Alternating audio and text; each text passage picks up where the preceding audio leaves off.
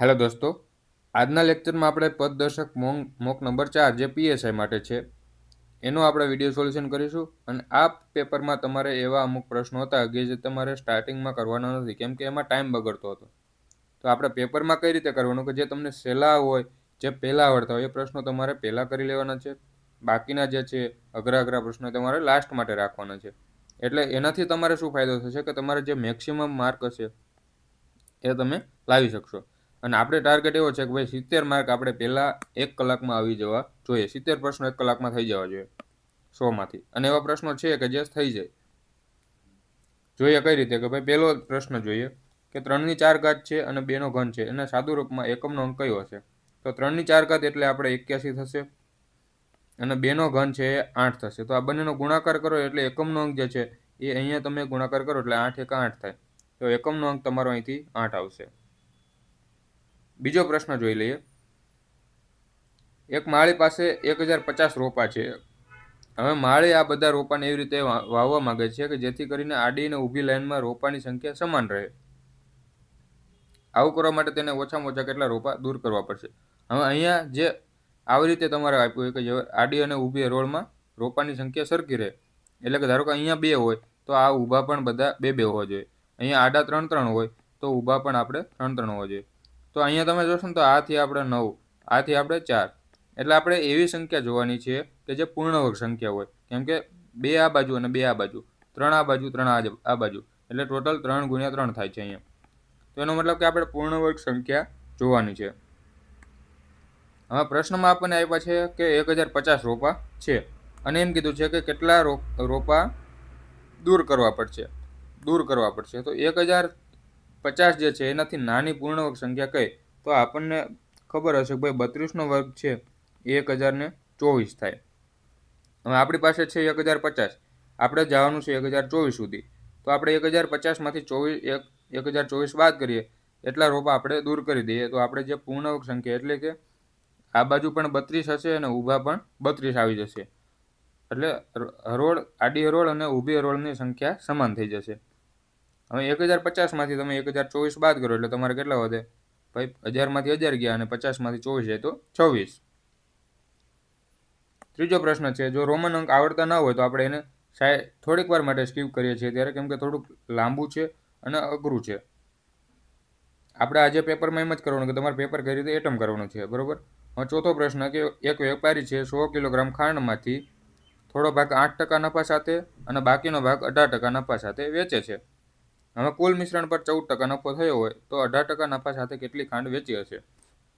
અહીંયા આપણે જે એલિગેશન વાળી મેથડ છે એ યુઝ કરીશું. ભાઈ પહેલાં 8% નફો થાય છે અને પછી 18% નફો થાય છે બીજી વસ્તુમાં, અને છેલ્લે કેટલા? 14%. ભાઈ એવરેજ નફો 14% થાય છે. તો હવે એલિગેશન લગાડી દે એટલે મોટીમાંથી નાની બાદ કરીએ તો અહીંયા 4 વધશે અને 14માંથી 8 જાય તો કેટલા વધશે? 6. તો અહીંયા રેશિયો આપણને મળ્યો 4 અને 6નો. હવે ટોટલ આપણે જે આ 4 અને 6માં જે રેશિયો મળ્યો છે એનો રેશિયો હશે કે એ રેશિયોમાં આપણે ખાંડ વેચી હશે. 100 કિલોગ્રામને આપણે 4/6માં ભાગ પાડવાના છે. અહીંયા આપણે 10 છે ટોટલ, તો 10ની કિંમત આપણને 100 કિલોગ્રામ આપ્યું છે. આપણને પૂછ્યું છે કે 18% નફા સાથે. તો 18% નફા સાથે અહીંયા જે રેશિયો આવ્યો છે 18% સામે એ આવશે 6. તો 6ની કિંમત કેટલી? તો અહીંયા ગુણ્યા 60 થાય છે. તો અહીંયા પણ ગુણ્યા 60 થશે, સોરી અહીંયા ગુણ્યા 10 થાય છે. 10 × 10 એટલે 100 થાય. તો 6 × 10 એટલે 60 કિલોગ્રામ. તો 18% નફા સાથે વસ્તુ વેચીએ છીએ કેટલી હશે? 60 કિલોગ્રામ. નેક્સ્ટ જોઈએ, 12, 15, 18 અને 27 વડે નિશેષ ભાગી શકાય તેવી 4 અંકની મોટામાં મોટી સંખ્યા શોધો એમ કીધેલું છે. તો આવા પ્રશ્નોમાં આપણે શું કરીએ કે હંમેશા આ જે સંખ્યાઓ આપી છે એનો લસા લઈશું. હવે લસા લેવા માટે આપણે બધાનો અલગ અલગ લસા નહીં લઈએ. કઈ રીતે કરશું કે પહેલાં આ બેનો લસા લઈ લઈએ અને આ બેનો લસા લઈ લઈએ. પછી શું કરશું કે બંને જે લસા આવે એમાંથી પણ એક આપણે લસા લઈશું. હવે 18 અને 27નો લસા કેટલો થાય? તો 18 × 54 અને 27 × 54. તો આ બેનો લસા થઈ ગયો 54. હવે આ બેનો તમે જુઓ તો લસા કેટલો થાય? 15, 12ના એવી સંખ્યા નાનામાં નાની કે જે 15ના ઘડિયામાં અને 12ના ઘડિયામાં આવતી હોય તો એ આપણી છે 60. હવે 60 જુઓ તો અહીંયા 54માં 6 તો આવી ગયા છે, બરોબર. અને પછી વધ્યા કેટલા? 10 વધ્યા. અથવા તો આ બેનો તમે રેશિયો લઈ લો તો પણ થઈ શકે છે કે અહીંયા રેશિયો લો તો કેટલા? 6 કેન્સલ થાય તો તો 10 છક 60 અને 6 9 54. પછી શું કરવાનું, આપણે 6 આપણે કોમન કાઢ્યા તો આ બધાનો આપણે ગુણાકાર કરી દેવાનો. તો 9 છક 36 અને ગુણ્યા 10 એટલે 360 જે છે આપણો શું થઈ ગયો, લસા. આ બધી સંખ્યાનો લસા આપણને કેટલો મળ્યો, 360. હવે એમ કીધું છે કે 4 અંકની મોટામાં મોટી સંખ્યા શોધો. તો આપણે શું કરીશું કે 4 અંકની મોટામાં મોટી સંખ્યા લઈ લઈશું. કઈ હશે, આપણે 4 અંકની મોટામાં મોટી સંખ્યા આટલી છે, એને આપણે 360 વડે ભાગી દઈશું.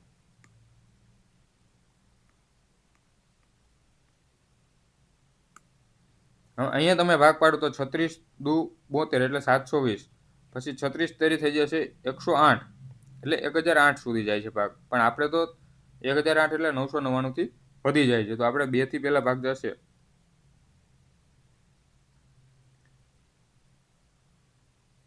ભાગ કેટલા થઈ ગયો, 2 થઈ ગયો. તો અહીંયા 36 દુ 72 એટલે 720. તો હવે આપણે બાદ બાકી કરીએ તો અહીંયા 9 આવ્યા, અહીંયા 7 આવ્યા અને અહીંયા કેટલા આવશે, 2 અને 1 9 આપણે ઉપરથી ઉતાર્યો. હવે આપણે શું કરીશું ભાઈ, 360 ગુણ્યા કેટલા કરીએ તો 2799 ની આજુબાજુ એટલે 2800 ની આજુબાજુ આપણે જવાનું છે. તો 360 આપણે એવા કયો મલ્ટિપલ લઈએ 2800 નું નજીક જઈએ.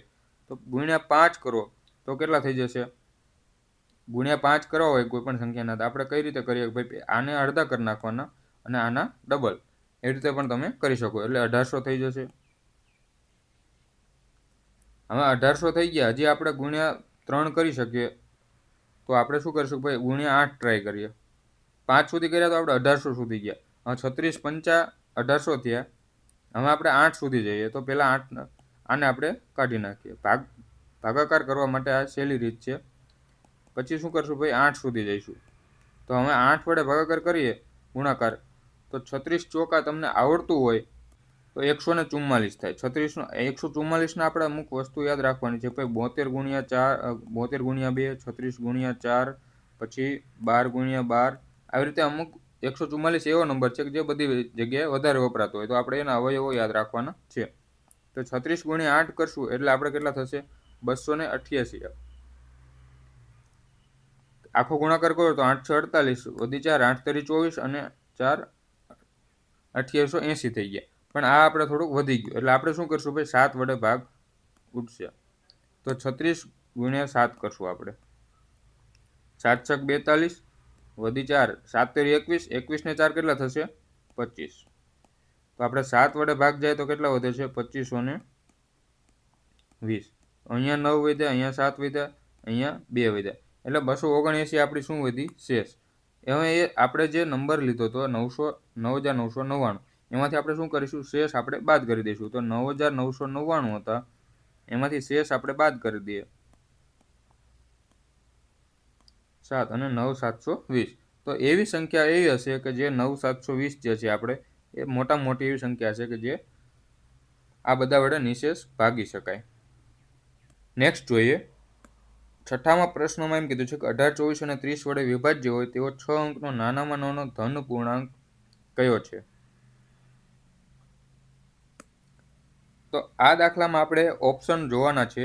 ભાઈ પહેલાં તો જુઓ, 18 છે એટલે આપણે કોઈ સંખ્યા 18 વડે વિભાજ્ય હોય તો એ 9 વડે પણ વિભાજ્ય હોય. તો બધામાં તમે જુઓ તો 8 ને 1 9, 8 ને 1 9, 8 ને 1 9 અને 8 ને 1 9. તો બધા 9 વડે તો વિભાજ્ય છે એટલે આપણે ઓપ્શન ઉપરથી 9 તો નથી લઈ શકતા કે 9 વાળું આપણે કામમાં નથી આવતું. પછી આમાં હશે 6 ગુણ્યા 4 હશે તો 4 વડે વિભાજ્ય હોય એવો, બધી સંખ્યાઓ 4 વડે વિભાજ્ય છે. અહીંયા 30 છે તો 9 વડે જે સંખ્યા વિભાજ્ય હોય 3 વડે તો વિભાજ્ય હોય એટલે આપણે ઓપ્શન ઉપરથી જઈ શકતા નથી. તો આના માટે આપણે શું કરવું પડશે ભાઈ, પ્રોપર પૂરી કેલ્ક્યુલેશન આપણે કરવી પડશે. હવે 6 અંકનો નાનામાં નાનો ધન પૂર્ણાંક કયો છે એ આપણે પહેલાં જોઈ લઈએ કે આપણે મોટામાં મોટી 5 અંકની સંખ્યા કઈ થાય, આવી રીતે થાય 5 નવડા, અને હજી એમાં આપણે એક ઉમેરી દઈએ એટલે આપણે મોટામાં મોટી કઈ સંખ્યા મળે, અથવા નાનામાં નાની કઈ સંખ્યા મળે જે 6 અંકની છે. તો અહીંયા આપણે 1 2 3 4 અને 5. તો આપણી કિંમત કેટલી મળી, 1 લાખ જે છે આપણી નાનામાં નાની ધન પૂર્ણાંક છે જે 6 આંકડાની છે, બરોબર. હવે શું કરવાનું છે કે ભાઈ આપણે આ જે નંબર આપ્યા છે 18, 24 અને 30, તો એનો આપણે લસા લઈ લઈશું. તો પહેલાં 18 અને 24નો લસા શું થશે, 18 અને 24નો લસા શું થશે ભાઈ, 24 દુ 48, 18 દુ 36, 72, 18 ચોક 72 અને 24 તરી 72, એટલે 72 જે છે એ 2નો લસા થયો. હવે આપણે શું કરીશું, કોઈ ત્રીજી સંખ્યા લઈ લઈએ. 18 24 ને આપણે ભૂલી જઈએ, તો ત્રીજી સંખ્યા છે આપણી 30. તો આમાંથી ને આમાંથી કોમન નીકળતા હોય કાઢી લેવાનું. તો કોમન શું નીકળે છે અહીંયા, તો એક તો 3 કોમન નીકળે છે અને 6 કોમન નીકળે છે, કેમ કે અહીંયા 12 6 72 છે, 12 ગુણ્યા 6 છે, અને અહીંયા શું છે 6 ગુણ્યા 5. તો આપણે શું કરશું ભાઈ, 6 કોમન કાઢી લઈએ. એટલે 6 કોમન કાઢ્યા. હા, વધ્યા રેશિયોમાં શું, જે રેશિયોમાં હોય તો એનો ગુણાકાર કરી દેવાનો.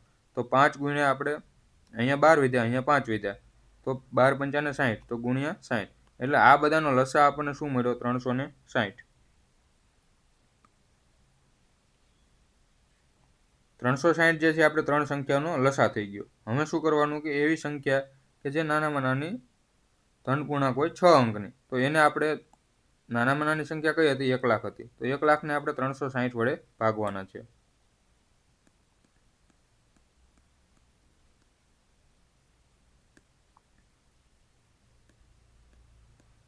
બરોબર.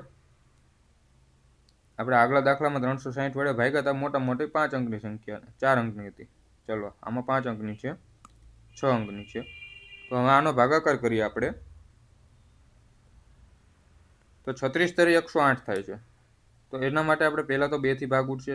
36 દુ 72 એટલે 720. 1 0 ગયો. અથવા તો તમારે એમ ભાગ ન પાડવો હોય તો તમે ભાગાકાર પણ કરી શકો, પણ એમાં તમારે અમુક વાર ભૂલ પડવાની શક્યતા, કેમ કે જેટલી વાર આપણે ગુણાકાર ભાગાકાર કરીએ એટલા તમારે શેષમાં ભાગાકાર ગુણાકાર કરવા પડે. એટલે આપણે પ્રોપર ભાગાકાર કરીશું. 72માંથી 100માંથી 72 જાય તો કેટલા વધશે, 28. 1 0 ઉપરથી. હવે આપણે હમણાં તો આ ગુણાકાર કર્યો કે ભાઈ 36 ગુણ્યા 7 કરીએ એટલે આપણે કેટલા આવે છે કે ભાઈ, કેટલા આવતા હતા, 36 ગુણ્યા 7, 0 7 6 42, 7 તરી 21 ને 4 25, તો 2520 આવતા હતા. બરોબર. તો અહીંયા આપણે કેટલા આવ્યા, 2520. 0 2 અને 320 વધ્યા. હવે શું કરવાનું ભાઈ, આપણે પહેલાં તો આ 0 આપણે અહીંયા સુધી કાઢ્યા હતા, તો પહેલાં આ 0 ઉતાર્યો, તો હવે આ 0 આપણે નીચે ઉતારીશું. તો હવે અહીંયા 0 પાછો ઉતારી. હવે ભાગ પાડીએ તો 36 ગુણ્યા 8 કરીએ તો આપણે કેટલા આવતા, 288 0. હમણાં જ આપણે કર્યું કે 36 ગુણ્યા 4 આપણે કરીએ, 36 ગુણ્યા 8 કરવો હોય તો કઈ રીતે કરવાનું, 36 ગુણ્યા પહેલાં 4 કરી દેવાના અને એને ગુણ્યા 2. અને આની કિંમત મેં તમને શીખવાડેલી છે કે કેટલી થશે, 144, અને એના ગુણ્યા 2 કરો એટલે 288. તો આપણે કેટલાથી ભાગ જશે, 8થી. ગુણ્યા 8 કરો એટલે 2880. 0 2 અને 31માંથી 28 જાય તો 3, તો 320 જે છે આપણી શેષ હતી. આ જે છે આપણી શેષ વધી. હવે આપણે મોટામાં મોટી સંખ્યા જોવાની છે. હવે 320 આપણી શેષ વધી, તો આપણે જે સંખ્યા છે એ આપણે 1 લાખથી મોટી જોઈએ છે. બરોબર. તો હવે શેષ વધી આપણે 1 લાખમાં ઉમેરી દઈએ એટલે સંખ્યા સંપૂર્ણ રીતે 360 વડે વિભાજ્ય થઈ જાય. એટલે કે આપણે આ જે સંખ્યા હતી, આ 320 તો છે. બરોબર. આપણે આ છે 1 લાખ. હવે આ બંનેને આપણે બાદબાકી કરી નાખીએ તો કેટલા થશે, તફાવત કેટલો આવશે ભાઈ, 60માંથી 320માંથી, અચ્છા સોરી આપણે કંઈક ભૂલ કરી છે, ભૂલ જોઈ લે. 0 0 ભાગાકારમાં કંઈક ભૂલ કરી છે. અહીંયા સુધી તો આપણે બરાબર હતું, બાદબાકી એકવાર ચેક કરી લઈએ. 0 8, અચ્છા અહીંયા 280 વધે છે. હવે 280 વધ્યા અને 1 0 આપણે ઉપરથી પાછો લઈએ તો પાછા કેટલા આવ્યા, 2800. તો પાછો બીજી વાર પણ 8 વડે ભાગ જશે. અહીંયા આપણે 7 વડે ભાગ જશે, 8 વડે નહીં જાય, કેમ કે 8 વડે જાય તો આપણે કેટલા થઈ જાય છે, 2880 થઈ જાય છે. પણ આપણે કેટલા લાવવાના છે, 2800 સુધી. એટલે પાછા અહીંયા કેટલા આવશે, 252 અને 1 0. 0 2 320 વધ્યા. હવે 320 વધ્યા એનો મતલબ શું થયો, સોરી 320 નહીં, આપણે 0 અહીંયા 8 અને 7માંથી 5 જાય તો 2, 280 વધ્યા. બરોબર. એનો મતલબ શું થયો કે આપણે આ બેનો તફાવત લઈ લેવાનો અને એ સંખ્યાને આપણે 1 લાખમાં ઉમેરી દઈશું. તો 280માં આપણે કેટલા ઉમેરીએ તો 360 થાય, તો 80 ઉમેરીએ તો 360 થાય. એટલે જે આ તફાવત આવ્યો ને એ આપણે 1 લાખમાં ઉમેરી દેવાનો છે. તો 1 લાખ તો આપણે હતા અને બીજા 80 ઉમેરીએ એટલે આપણો જવાબ થશે એ. ચલો નેક્સ્ટ જોઈએ. કઈ સંખ્યાનો ઘન કરવાથી એકમનો અંક 7 મળે? તો ઘન બધા આવડતા હોય તો 1નો ઘન કરીએ એટલે 1, 2નો ઘન કરીએ એટલે એકમનો અંક 8, પછી 3નો ઘન કરીએ તો કેટલા થાય? 27, 4નો કરીએ તો 64. 1 થી 10 સુધીના ઘન આવડવો જોઈએ. એનું કારણ છે કે તમે 1 કર્યો એનો ઘન કર્યો તો 1 આવે, પછી તમે 11નો ઘન કરશો તો છેલ્લે તો 1 જ આવશે એકમનો અંક, પછી 14નો તમે ઘન કરો તો એકમનો અંક જે છે એ આ જે આવ્યો 4 એ 4 જ આવે, બરોબર. તો એના માટે આપણે એકમના અંક યાદ રાખવા જરૂરી છે. બધા 1 થી 10 સુધીમાં બધાને એકમના અંક અલગ આવશે, એટલા માટે હું કહું છું કે યાદ રાખવા જરૂરી છે. 5નો કરો તો 125 આવશે, એટલે આપણે એકમનો અંક જોવાનું છે ખાલી. 6નો કર્યો તો 216, પછી 7નો કરીએ તો 343, 8નો કરીએ તો 512 અને 9નો કરીએ તો 729 અને 10નો 1000. તો આ બધા જે છે પછી પાછા રિપીટ થવા મળશે. તમે અહીંયા 11, 21 ગમે તે સંખ્યા લો, એકમનો અંક તો હંમેશા જે આ આવ્યા ને એ જ આવે, એટલે આપણે એકમના અંક યાદ રાખવાના છે. તો આપણે એકમનો અંક કેટલો જોઈએ છે? 7. તો શેમાં આવ્યો કે 3 જે છે, જે સંખ્યાનો એકમનો અંક 3 હશે એનો આપણે ઘન કરીએ એટલે એકમનો અંક 7 મળે હંમેશા. નેક્સ્ટ આપણને આપ્યું છે કે x વત્તા 1/x બરાબર 5 હોય તો x વર્ગ વત્તા 1/x વર્ગની કિંમત શું? તો આ જે આપણને આપ્યું છે x વત્તા 1/x બરાબર 5 આપ્યું છે. ડાયરેક્ટ જેને ફોર્મ્યુલા યાદ હશે એ ડાયરેક્ટ કરી લેશે, બાકી કન્સેપ્ટ એ છે કે બંને બાજુ આપણે વર્ગ કરી. તો x વત્તા 1/x છે, આનો વર્ગ કરો બરાબર 5નો વર્ગ કરો. તો આનું તમે સાદું રૂપ આપો એટલે શું થશે? x નો વર્ગ વત્તા 2 ગુણ્યા x ગુણ્યા 1/x વત્તા 1/x નો વર્ગ બરાબર કેટલા થઈ જશે? 5નો વર્ગ એટલે 25. હવે અહીંયા તમે જુઓ તો આ x અને આ x કેન્સલ થઈ ગયો, એટલે વધ્યું શું કે ભાઈ x નો વર્ગ વત્તા 1/x નો વર્ગ. આ બે જે છે એને આપણે સામેની સાઈડ લઈ જઈએ, તો બરાબરની સામેની સાઈડ જાય તો કેટલા થશે? -2. તો અહીંથી આપણો જવાબ કેટલો આવ્યો? 23. આ કન્સેપ્ટ છે. અને બાકી જેને ડાયરેક્ટ કરવું હોય એને શું કરવાનું? ભાઈ આનો વર્ગ કરી નાખવાનો, 5નો વર્ગ, અને એમાંથી 2 બાદ કરી નાખવાનો. જેને સૂત્રો યાદ હશે એ ડાયરેક્ટ પણ કરશે. એક પાત્રમાં 80 લીટર શુદ્ધ દૂધ છે, તેમાંથી 8 લીટર દૂધ કાઢી તેટલું જ પાણી ઉમેરવામાં આવે છે. હવે આ પ્રક્રિયા ફરીથી 2 વાર પુનરાવર્તિત કરવામાં આવે છે, તો અંતે પાત્રમાં દૂધ અને પાણીનો ગુણોત્તર કેટલો હશે? હવે અહીંયા આપણે છેલ્લે ગુણોત્તર પૂછ્યો છે, બરોબર. તો આપણે 80 લીટરનું કોઈ કામ નથી, ઘણા બધાએ 80 લીટર કર્યું છે, પણ આપણે જે કન્સેપ્ટ જે છે એ એવો છે કે પહેલાં ગમે એટલું ખાલી આ બે આપણે જોવાનું છે. 80નું કામ એટલું જ છે આપણે કે ભાઈ અહીંયા 80 છે અને 8 કાઢ્યું. હવે 80માંથી 8 કાઢે એટલે કેટલા થાય? તો ટકામાં તમે જુઓ તો 80ના 8 એટલે કેટલા ટકા થાય? ગુણ્યા 100 કરી દો એટલે 10% જે છે એ થાય, કેમ કે 80ના 10% જ 8 થાય. અહીંયાથી 1 0 અને 8 તો 10% છે એ 8 થાય. હવે દર વખતે 10% કાઢે છે, પછી પાણું ઉમેરે છે. અહીંયા આપણે x હતું ધારો કે, એમાંથી 10% કાઢ્યું, 10% કાઢ્યું એટલે 8 કાઢ્યું તો કેટલા વધ્યા? 72 વધ્યા. પછી પાછું આપણે 8 પાણી કાઢ્યું. હવે પાછું 8 લીટર કાઢે એટલે શું થશે કે ભાઈ આને 10% જશે અને આને 10% જશે, એટલે દર વખતે દૂધ જે છે એ 10% ઓછું થતું જાય છે, બરોબર. તો કન્સેપ્ટ એ છે કે આપણે જે પહેલાં 10 હતું ધારો કે, એ 10% ઓછું થઈને 9 થાય છે, પછી પાછું 10 હતું એ 10% ઓછું થઈને 9, પછી 10 હતું તે પાછું ઓછું થઈને 9.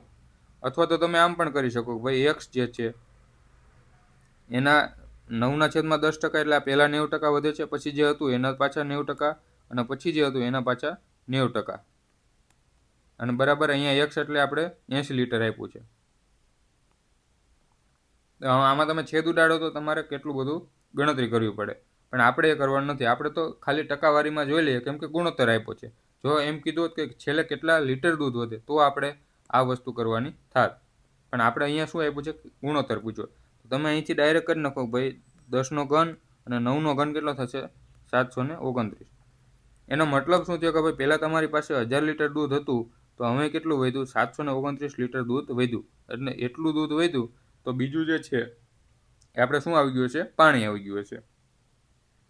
હવે પૂછ્યું છે દૂધ અને પાણીનો ગુણોત્તર. તો દૂધ આપણે પહેલાં 1000 લીટર હતું, હવે કેટલું વધ્યું? 729 વધ્યું. 729 આપણું દૂધ વધ્યું. હવે પાણી કેટલું હશે? તો 1000 લીટર હતું એમાં આટલું દૂધ થઈ ગયું. તો પાણી કેટલું હશે ભાઈ? 1000માંથી આપણે 729 બાદ કરી નાખવાના. હવે 29 બાદ કરો એટલે કેટલા થશે? 1000માંથી પહેલાં 700 બાદ કરો એટલે 300 વધશે, અને પાછા એમાંથી આપણે 29 બાદ કરશું એટલે 71 બીજા વધશે. એટલે 300માંથી 29 જાય તો કેટલા વધે? 271. તો આ જે છે આપણે શેનો આવી ગયો? મિલ્ક અને વોટર, એટલે દૂધ અને પાણીનો ગુણોત્તર આવી ગયો. હવે એવો ઓપ્શન આપણને આપ્યો છે કંઈ? તો નથી આપેલો. તો આપણો જવાબ આવશે ડી. નેક્સ્ટ જોઈએ. એક ગામની વસ્તી જે છે એ 4000 છે. પછી એમ કીધું છે કે પ્રથમ વર્ષે 10% વધારો થાય છે, પછી બીજા વર્ષે 20% થતો ઘટાડો અથવા વધારો, તો 2 વર્ષ પછી ગામની વસ્તી કેટલી હશે? અચ્છા, અહીંયા આપણને એમ આપેલું ક્લિયર નથી, પણ આપણે શું સમજવાનું ભાઈ? પહેલાં 10% વધારો થયો અને બીજા વર્ષે 20% થયો એમ માની લેવાનું. ભાઈ પહેલાં 10% વધ્યા, પછી 20% વધ્યા, તો 2 વર્ષ પછી વસ્તી કેટલી હશે? તો આપણી પાસે કેટલી હતી? 4000 હતી. હવે શું થયું? એમાં 10%નો વધારો થયો. 10%નો વધારો, 10% એટલે આપણે લખી શકીએ કે ભાઈ 100 હતા એ 110 થઈ ગયા, અથવા તો 10માંથી 11 થયા.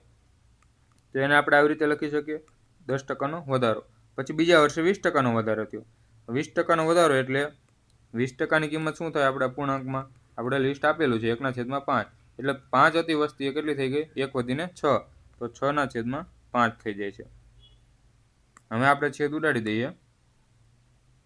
અહીંથી 0, અહીંથી 0, પછી 8 × 5 = 40 થાય એટલે અહીંયા 80થી જ છેદ ઉડશે.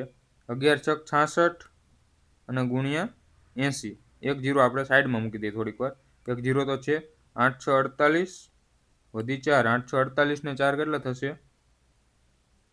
52. તો 5280 જે છે એ વસ્તી થઈ જશે. તો એવો આપણી પાસે કંઈ ઓપ્શન છે નહીં, એટલે આપણો જવાબ શું થઈ જશે? આપેલ પૈકી એક પણ નહીં. ખાંડના ભાવમાં 25%નો વધારો થાય તો ગૃહિણીએ વપરાશમાં કેટલા ટકા ઘટાડો કરવો જોઈએ? હવે વપરાશ અને ભાવ જે છે એ હંમેશા વ્યસ્ત પ્રમાણમાં હોય. અથવા તો તમે આમ પણ કરી શકો, ભાઈ 100 રૂપિયા આપણે બધો ખર્ચો હતો, ખર્ચો આપણે 100 રૂપિયા જ રાખવાનો છે. ભાવમાં 25%નો વધારો થયો, એનો મતલબ કે પહેલા ભાવ 25%ને આપણે શું લખી શકીએ? 1/4. તો પહેલા ભાવ આપણે એમ માની લઈએ કે ભાઈ 4 રૂપિયા હતા, અને પછી ભાવ હતો એ કેટલો હતો? 5 રૂપિયા થઈ ગયો. એકનો વધારો થયો ને એટલે 5 રૂપિયા થઈ ગયો. હવે અહીંયા કેટલા ગુણાકાર કરીએ? તો 4 રૂપિયા, કેમ કે 4 રૂપિયા લેખે આપણે કેટલા લીટર લઈએ, અથવા તો કેટલા કિલોગ્રામ લઈએ ખાંડ? તો 100 થાય. તો અહીંયા આપણે કેટલા? 25 કિલોગ્રામ ખાંડ આવતી, અને હવે કેટલી આવે છે? 20 કિલોગ્રામ ખાંડ આવે છે. કેમ કે બંને બાજુ આપણે ખર્ચ તો સરખો રાખવાનો છે. તો વપરાશમાં પહેલાં 25 કિલો આવતી, હવે 20 કિલો આવે છે. કેટલાનો ઘટાડો થયો? 5નો ઘટાડો થયો. 5નો ઘટાડો થયો અને કેટલા ઉપર થયો? 25 ઉપર ઘટાડો થયો, અને એના ગુણ્યા આપણે 100 કરી દઈએ. તો 25 × 25 અને 20 × 100. તો 20%નો આપણે શું કરવો પડે? ઘટાડો કરવો જોઈએ. અથવા તો તમે ડાયરેક્ટ પણ કરી શકો કે ભાઈ 25%નો ઘટાડો થયો, તો 4માંથી 5 થયો, એ શું થયો? આપણો ભાવ, અને વપરાશ જે છે એ આપણો 5માંથી 4 થઈ જાય. એટલે આપણે 1નો ઘટાડો કરવો પડે 5 ઉપર, અને 1/5 એટલે આપણે 20% થાય.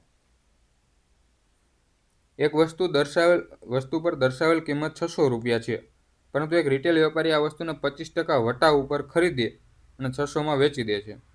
વટાવ એટલે આપણે શું થાય? વળતર. વેપારી જે છે એ 600 રૂપિયાની વસ્તુ છે, એમાં 25% વટાવ એટલે 150 રૂપિયા ડિસ્કાઉન્ટ એને મળે છે. કેમ કે 600ના 25% કરો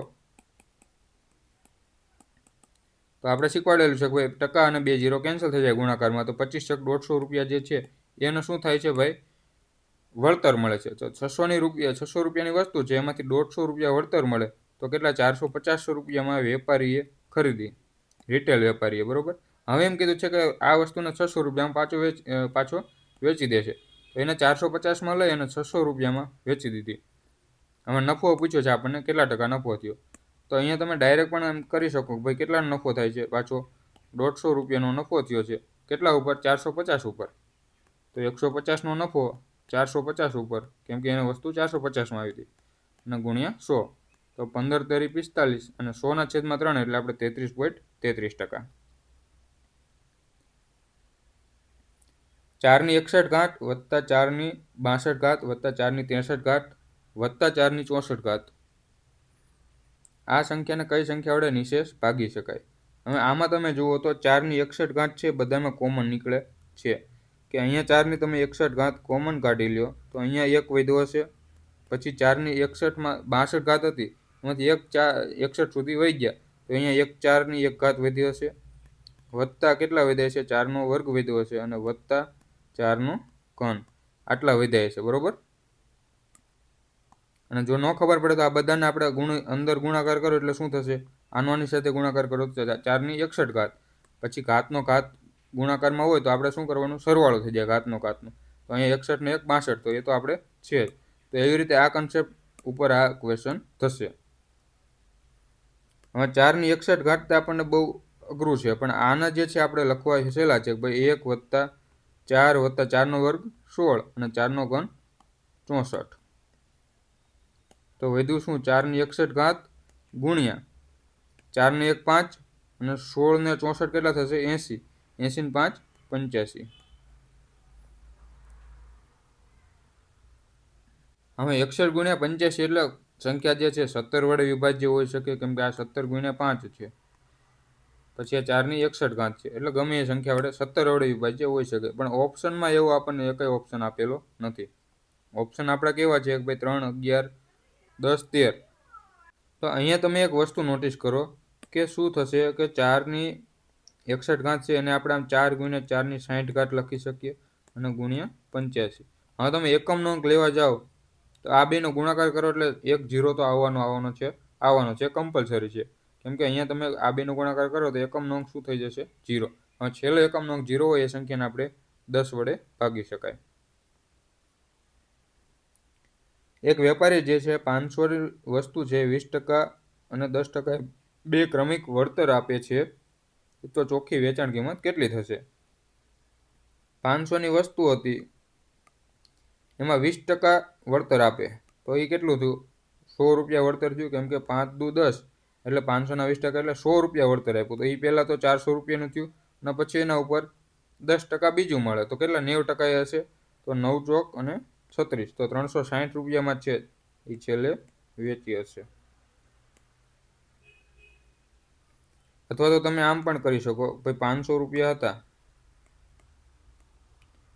એ પહેલાં 20% ક્રમિક વળતર છે 2 છે, તો 20% એટલે 1/5, તો 5 ઉપર 1નું વળતર તો 4/5 ઉપર વેચી હશે અને બીજું 10% વળતર તો 9/10 ઉપર વેચી હશે. અને અહીંથી 1 0 એ 0 અને 10 5 50, તો 9 ચોક 36 અને 1 0 એટલે 360 રૂપિયા. બંને રીતે તમે કરી શકો. 45 વિદ્યાર્થીઓનો એક વર્ગ છે, એમાં છોકરાઓ અને છોકરીઓની સંખ્યાનો ગુણોત્તર આટલો છે 5:4. છોકરાઓની સરેરાશ ઉંમર 36 વર્ષ છે અને છોકરીઓની 22.5 છે, તો વર્ગની સરેરાશ કેટલી હશે? તો આ બાજુ આપણે બોયઝ લખીએ અને આ બાજુ ગર્લ્સ. આપણે એલિગેશન મેથડ યુઝ કરીશું.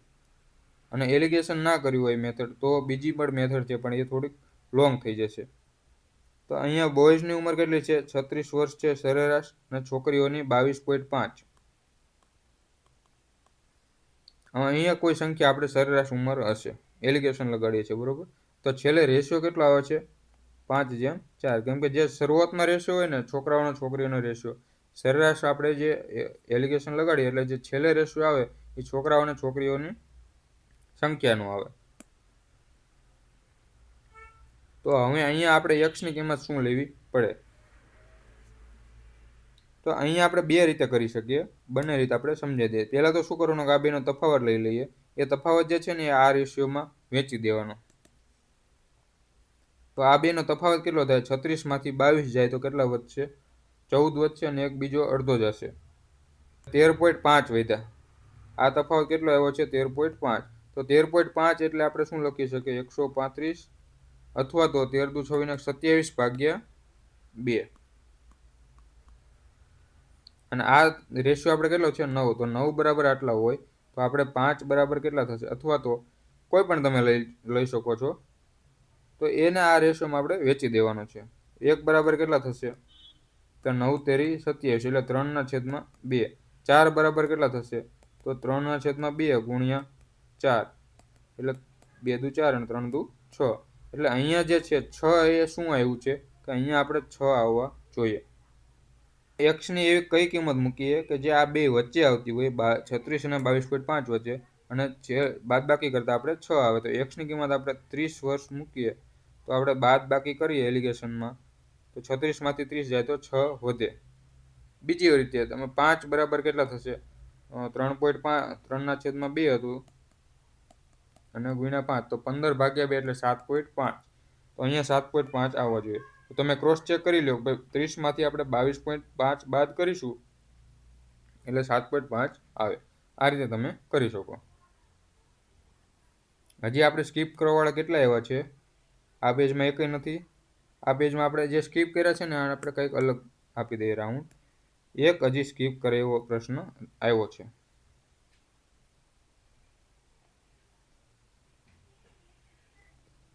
ચલો, 3 અંકની સતત આવતી પ્રથમ 5 અવિભાજ્ય સંખ્યાઓની સરેરાશ કેટલી છે? તો આમાં થોડોક તમારે વાર લાગી શકે. આને આપણે થોડીક વાર સાઈડમાં મૂકી દઈએ, કેમ કે અવિભાજ્ય સંખ્યાઓ બધાને યાદ હોતી નથી. 17મો જોઈએ. કોઈ રકમ સાદા વ્યાજે 35% લખે કેટલા વર્ષમાં 8 ગણી બને છે? 35% લેખે કેટલા વર્ષે 8 ગણી બને છે? કોઈ રકમ 100 રૂપિયા હોય, 8 ગણી એટલે 800 રૂપિયા થાય છે, બરોબર? 100 રૂપિયા એટલે 35% એક વર્ષ વ્યાજ મળે. આપણે અહીંયા વ્યાજ કેટલું જોઈએ છે? 700 રૂપિયા વ્યાજ મળે તો 800 રૂપિયા આપણી રકમ થાય. તો 35 વ્યાજ છે એ કેટલા એક વર્ષે મળે છે? આપણે કેટલું જોઈએ છે? 700 વ્યાજ. તો એ કેટલા વર્ષે મળે? તો 700 ભાગ્યા તમે 35 કરી દો તો 20 વર્ષે જે છે આપણો જવાબ થઈ જશે. કેમ કે 35 દુ 70, તો 20 જવાબ આપણો થઈ જશે. સાદું વ્યાજ અને ચક્રવૃદ્ધિ વ્યાજ વચ્ચે એક વર્ષ માટે જો વ્યાજની ગણતરી વાર્ષિક હોય, તફાવત કેટલો? હંમેશા યાદ રાખવાનું, પહેલા વર્ષે સાદું વ્યાજ અને ચક્રવૃદ્ધિ વ્યાજ હોય એ હંમેશા સરખું જ હોય. ધારો કે આપણે 100 રૂપિયા છે, 10% વ્યાજ હોય, ચક્રવૃદ્ધિ વ્યાજ હોય કે સાદું વ્યાજ, પહેલા વર્ષમાં તો અહીંયા 10 રૂપિયા જ મળે, અહીંયા 10 વર્ષ. 2 વર્ષ માટે પૂછવું હોય તો. હવે બીજા વર્ષ માટે ચક્રવૃદ્ધિ વ્યાજ હોય તો આ વ્યાજના વ્યાજ ઉપર પણ આપણને મળે, વ્યાજનું વ્યાજ મળે. તો 10નું 10% એટલે એક વ્યાજ મળે. તો પહેલા વર્ષે તો સાદું વ્યાજ અને ચક્રવૃદ્ધિ વ્યાજ બંને સરખું હતું. તો પૂછ્યું છે શું? કે એનો તફાવત પૂછ્યો છે. આમાં બે સરખા હોય તો તફાવત આપણો શું થશે? 0. નળ એ એક ટાંકી 20 મિનિટમાં ભરે છે, નળ બી 30 મિનિટમાં ભરે છે. એ ચાલુ કર્યા બાદ 10 મિનિટ પછી નળ બી ખોલવામાં આવે છે, તો ટાંકી ભરાતા કુલ કેટલા મિનિટ લાગશે? પહેલો 20 મિનિટમાં ભરે છે, બીજો 30 મિનિટમાં. બંનેનો લસા લઈએ આપણે એટલે 60 લસા, અને આ થઈ ગઈ આપણી ક્ષમતા કે 1 કલાકમાં આટલી ભરી શકે. 60 લીટરની ટાંકી છે, એ 1 કલાકમાં 3 લીટર ભરે, અને બી 1 મિનિટમાં 2 લીટર ભરે છે, કેમ કે મિનિટમાં આપણને બધું આપ્યું છે. નળ એ ચાલુ કર્યા બાદ 10 મિનિટ પછી બી ખોલવામાં આવે છે.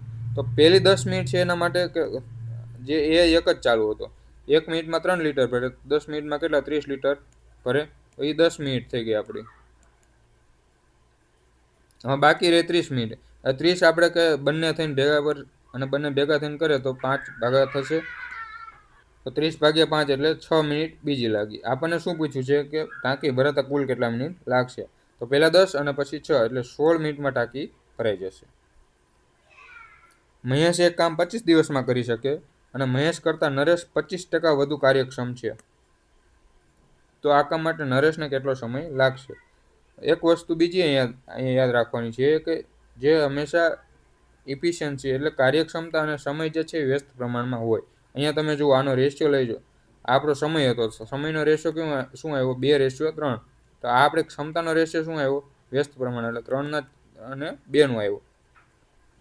હવે અહીંયા આપણને એમ કીધું છે કે મહેશ જે છે એ નરેશ કરતાં 25% વધુ કાર્યક્ષમ છે.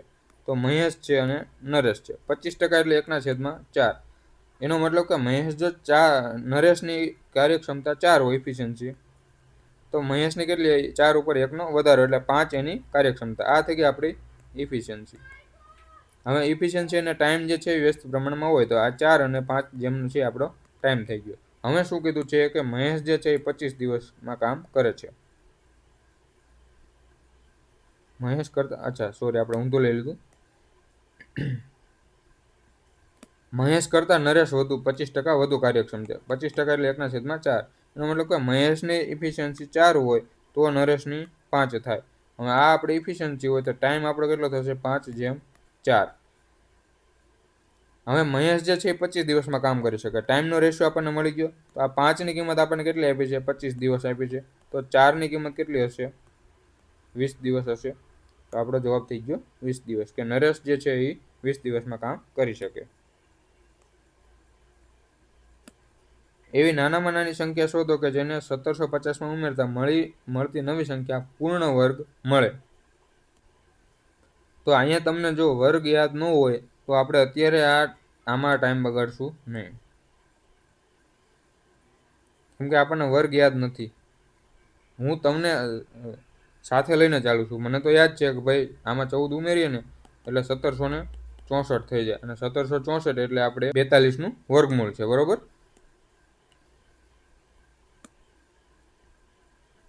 અથવા તો જો તમે ડાયરેક્ટ કરવું હોય તો આપણે કરી લઈએ. ચલો કરી બોલી ગયો છું. તો 1750 છે આપણે. તો 1750 એ કઈ સંખ્યાનો વર્ગ વચ્ચે આવે એ પહેલાં જોઈ લેવાનું. તો પહેલાં આપણે 40નો વર્ગ કરો તો કેટલો થશે? 1600 જે છે એ 40નો વર્ગ છે. પછી 45નો વર્ગ કરો તો કેટલા આવે? 20, કેમ કે આના અને 25. તો આ બે વચ્ચે સંખ્યા આવી હોય.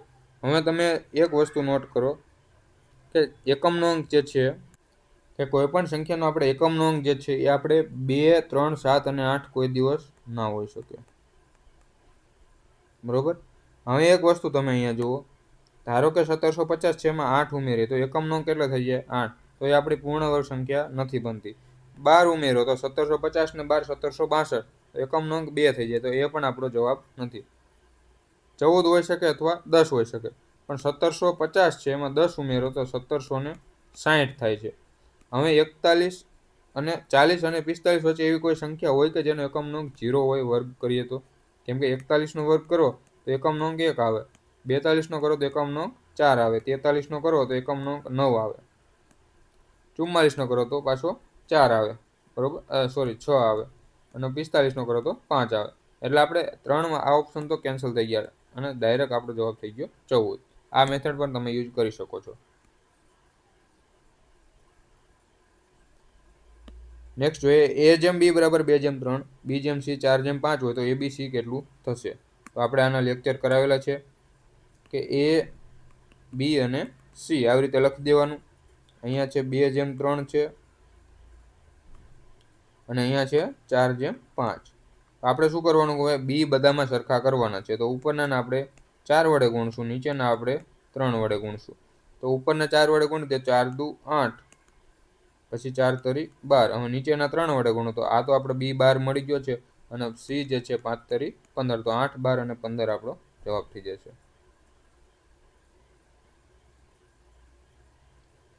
એક બોક્સમાં ₹1.50 અને 25 પૈસાના 2/3/4ના પ્રમાણમાં સિક્કા છે. જો બધાની કુલ કિંમત ₹180 હોય તો 50 પૈસાના કેટલા સિક્કા હશે?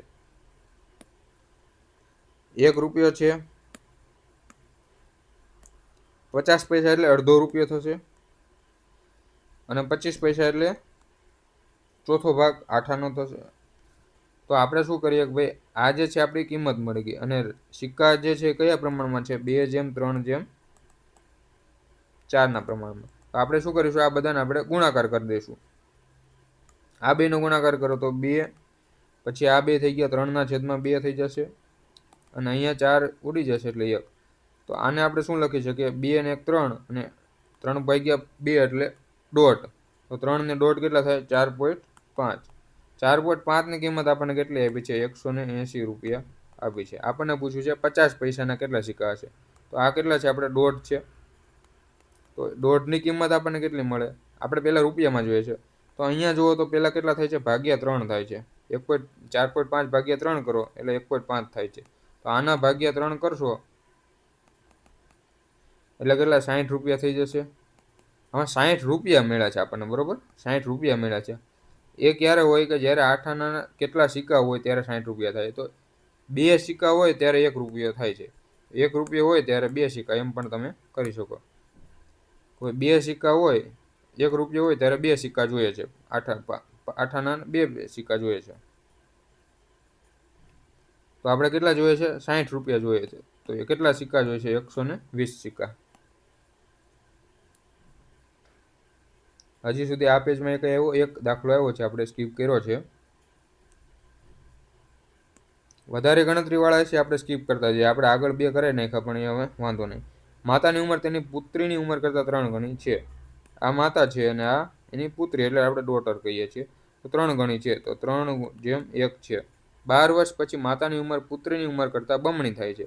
આની 1 હોય તો આની 2 થાય છે.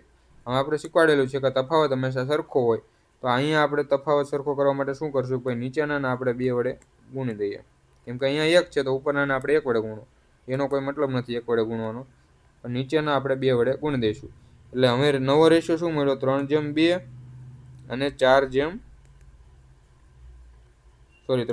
છે અને 4:2. તો હવે શું કીધું કે 12 વર્ષ પછી આ રેશિયો હતો. આ જે છે હાલનો રેશિયો છે અને આ જે છે એ 12 વર્ષ પછીનો. તો રેશિયોમાં કેટલો? 1નો વધારો થયો. તો 1 બરાબર આપણે 12 વર્ષ છે. પુત્રીની હાલની ઉંમર, તો પુત્રીની હાલની ઉંમર કેટલી છે? આપણે રેશિયોમાં 1 છે, તો આપણો જવાબ થઈ જશે 12 વર્ષ. 25માં જોઈએ. 2 સંખ્યાઓનો ગુણોત્તર 4:7 છે. હવે બંને સંખ્યાઓમાં 4 ઉમેરવામાં આવે તો ગુણોત્તર 3:5 થાય છે.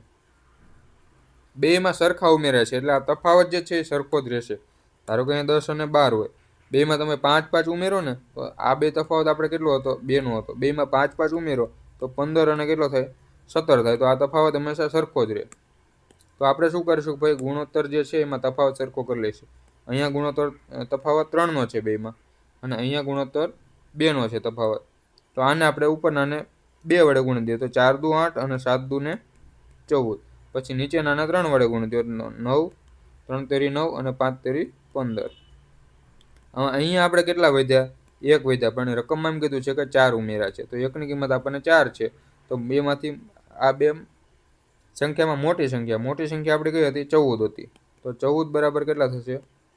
56. નેક્સ્ટ જોઈએ. એક ભાગીદારી પેઢીમાં ABC ના નફાનો ગુણોત્તર આટલો છે 2:3:5. જો C ને એ કરતાં 1200 રૂપિયા વધુ મેળવ્યો હોય તો મળતો કુલ નફો કેટલો હશે? નફાનો ગુણોત્તર આપ્યો છે 2:3:5. આ જે છે ABC છે, બરોબર? A, B અને C. હવે C ને એ કરતાં 1200 રૂપિયા વધુ મળ્યા છે. ગુણોત્તરમાં તમે જુઓ તો C ને એ કરતાં કેટલા રૂપિયા વધુ મળ્યા છે? 3 વધુ મળ્યા છે. તો 3ની કિંમત આપણને 1200 ખબર પડી ગઈ. હવે કુલ નફો પૂછ્યો છે, તો ત્રણેયનો કુલ નફો કેટલો થશે? 5 ને 3 8 ને 2 10. તો 10 બરાબર કેટલા થશે? અહીંયા ગુણ્યા કેટલા થાય છે? 400 થાય છે. તો આના ગુણ્યા આપણે 400 કરીએ તો 4000 જે છે આપણો કુલ નફો હશે. હવે 72 કિલોમીટર પ્રતિ કલાકની ઝડપે દોડે છે તો તેની મીટર પ્રતિ સેકન્ડમાં ઝડપ કેટલી હશે? 72 કિલોમીટર પ્રતિ કલાક છે અને મીટર પ્રતિ સેકન્ડમાં ફેરવો હોય તો 5/18 વડે આપણે ગુણવા પડે, અને એ આપણે શેમાં મળી જાય? મીટર પ્રતિ સેકન્ડમાં. તો 18 ચોક 72 અને 4 પંચાને 20. એક હોડી છે, સામા પ્રવાહે ચોક્કસ અંતર કાપતા 8 કલાક લગાડે છે. સામા પ્રવાહ એટલે પ્રવાહની વિરુદ્ધ દિશામાં. ધારો કે આપણી નદી આ બાજુ જઈ રહી છે, એટલે પહેલા અહીંથી અહીંયા સુધી સામા પ્રવાહ, એટલે પહેલા આ બાજુ અહીંયા આવે છે, 8 કલાક લાગે છે. પછી પ્રવાહની દિશામાં તેટલું જ અંતર કાપતા 6 કલાક. હવે પ્રવાહની દિશામાં આ બાજુ જાય તો કેટલું? 6 કલાક લાગે છે. તો આપણે શીખવાડેલું છે કે જે આ જે છે આપણો રેશિયો છે કે સમાન જ્યારે અંતર હોય, આ અંતર તો સરખું જ છે, બરોબર?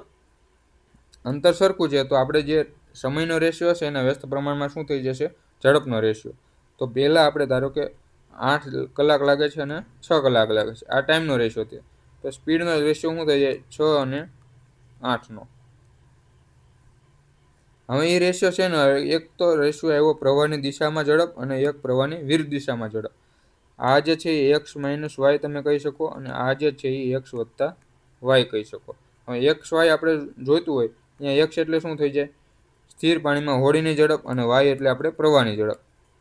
હવે આ બે આપણે શોધવું હોય તો શું કરવાનું? આ બેનો સરવાળો અને ભાગ્યા 2. તો 8 ને 6 14. 14 ભાગ્યા 2 એટલે 7 જે છે એ આપણે હોડીની મળી, અને બાદ બાકી કરીને 2 વડે ભાગી નાખો. તો 8માંથી 6 જાય તો 2 અને ભાગ્યા 2 એટલે 1. અથવા તો તમે ડાયરેક્ટ પણ કરી શકો, પણ અમે કરી દઉં શોર્ટમાં, પછી એમ કહેશો કે સમજાતું નથી. જ્યારે આપણે એક્સ વત્તા વાય બરાબર કેટલા છે 8 છે, અને એક્સ ઓછા વાય બરાબર આપણે કેટલા છે 6. તો આપણે શીખવાડેલું કે આ શું મળ્યું, આપણે બે સંખ્યાનો સરવાળો અને તફાવત છે.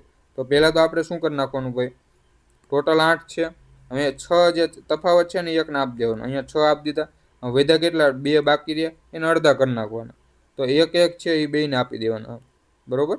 તો અહીંયા 7 વધ્યા ને અહીંયા 1, એ આપણને શું મળી, એક્સ અને વાયનો ગુણોત્તર મળ્યો. હવે વાય એટલે આપણે પ્રવાહની ઝડપ છે, તો એ આપણી કેટલી છે 4.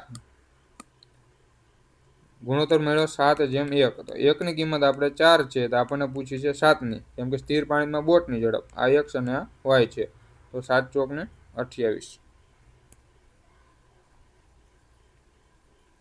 બે ટ્રેન જેની લંબાઈ અનુક્રમે 100 મીટર અને 120 મીટર છે, વિરુદ્ધ દિશામાં 50 કિલોમીટર પ્રતિ કલાક અને 60 કિલોમીટર પ્રતિ કલાકની ઝડપે દોડે છે, તો એકબીજાને કેટલા સમયમાં પસાર કરશે. જ્યારે બે ટ્રેન વિરુદ્ધ દિશામાં આવતી હોય તો પહેલાં આપણે શું કરવું, જે ઝડપ છે ટાઈમ બરાબર શું થશે, આપણે એક જ સૂત્ર અહીંયા યાદ રાખવાનું છે કે એસ ડી બરાબર એસ ટી, આ એક સૂત્ર યાદ રાખવાનું છે. તો ટી બરાબર આપણે શું થશે, આ સ્પીડ છે એ છેદમાં જતી રહેશે, તો ડિસ્ટન્સના છેદમાં સ્પીડ. હવે બે ટ્રેન જ્યારે એકબીજાને પસાર કરે ત્યારે અંતર કેટલું કાપે, બે ટ્રેન પોતાની લંબાઈના સરવાળા જેટલું. તો આ 100 મીટર છે અને આ 120 છે, બેનો સરવાળો કેટલો થશે 100 વત્તા 120 એટલે 220. તો અંતર કેટલું કાપે છે 220 મીટર. સમય કેટલો લાગે છે, સ્પીડ. તો હવે જ્યારે બે વિરુદ્ધ દિશામાં જતા હોય તો આપણે શું કરીએ કે ભાઈ જે ઝડપ છે એનો સરવાળો કરીએ છીએ, બરોબર. તો 50 અને વત્તા 60, આ થઈ ગઈ આપણી ઝડપનો સરવાળો, કેટલો થઈ ગયો 110. પણ આ જે છે એ આપણે શેમાં આપ્યું છે, કિલોમીટર પ્રતિ કલાકમાં, અને આ આપણે મીટર લીધું છે. તો આપણે પહેલાં તો બધા એકમ સરખા કરવા પડે. તો આને આપણે કિલોમીટર પ્રતિ કલાકમાં ફેરવવાના છે, તો કેટલા વડે ગુણી શકીએ, 110 તો હતા અને ગુણ્યા 5/18.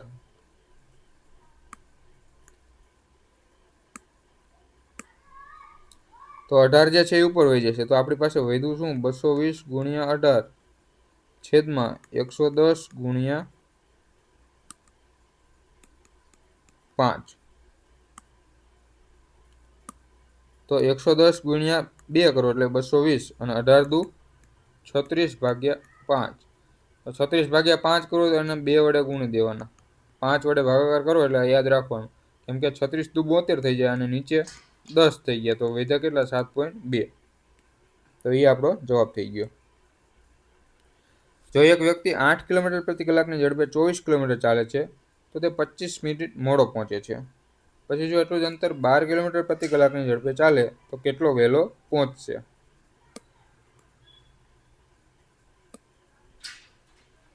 તો 8 કિલોમીટર 1 કલાકમાં ચાલે છે, તો આપણે 24 કિલોમીટર ચાલવાનું છે, બરાબર. 1 કલાકમાં 8 કિલોમીટર ચાલે તો 24 કિલોમીટર કેટલા 3 કલાકમાં ચાલતું હશે. અથવા તો તમે આમ પણ કરી શકો કે ભાઈ અંતર ભાગ્યા ઝડપ એટલે આપણને સમય મળી જાય. તો 3 કલાક જે છે એનો સમય છે કે જ્યારે 8ની સ્પીડે જાય ત્યારે એ 3 કલાક ચાલે છે, 24 કિલોમીટર 3 કલાકમાં. હવે ત્યારે 25 મિનિટ મોડો પહોંચે છે, બરાબર. હવે અહીંયા તમને એક કન્સેપ્ટ શીખવાડું, 25 મિનિટ મોડો પહોંચે છે એ કઈ રીતે થશે. ધારો કે એને 12 વાગે નીકળે છે ભાઈ, અને 3 કલાક છે એટલે 3 વાગે પહોંચે છે, 3 વાગે પહોંચે છે. હવે 25 મિનિટ મોડો પહોંચ્યો, બરાબર. 25 મિનિટ મોડો પહોંચ્યો એનો મતલબ કે એનો પહોંચવાનો સમય કેટલો હશે, આમાંથી આપણે 25 મિનિટ વહેલા બાદ કરવો પડશે.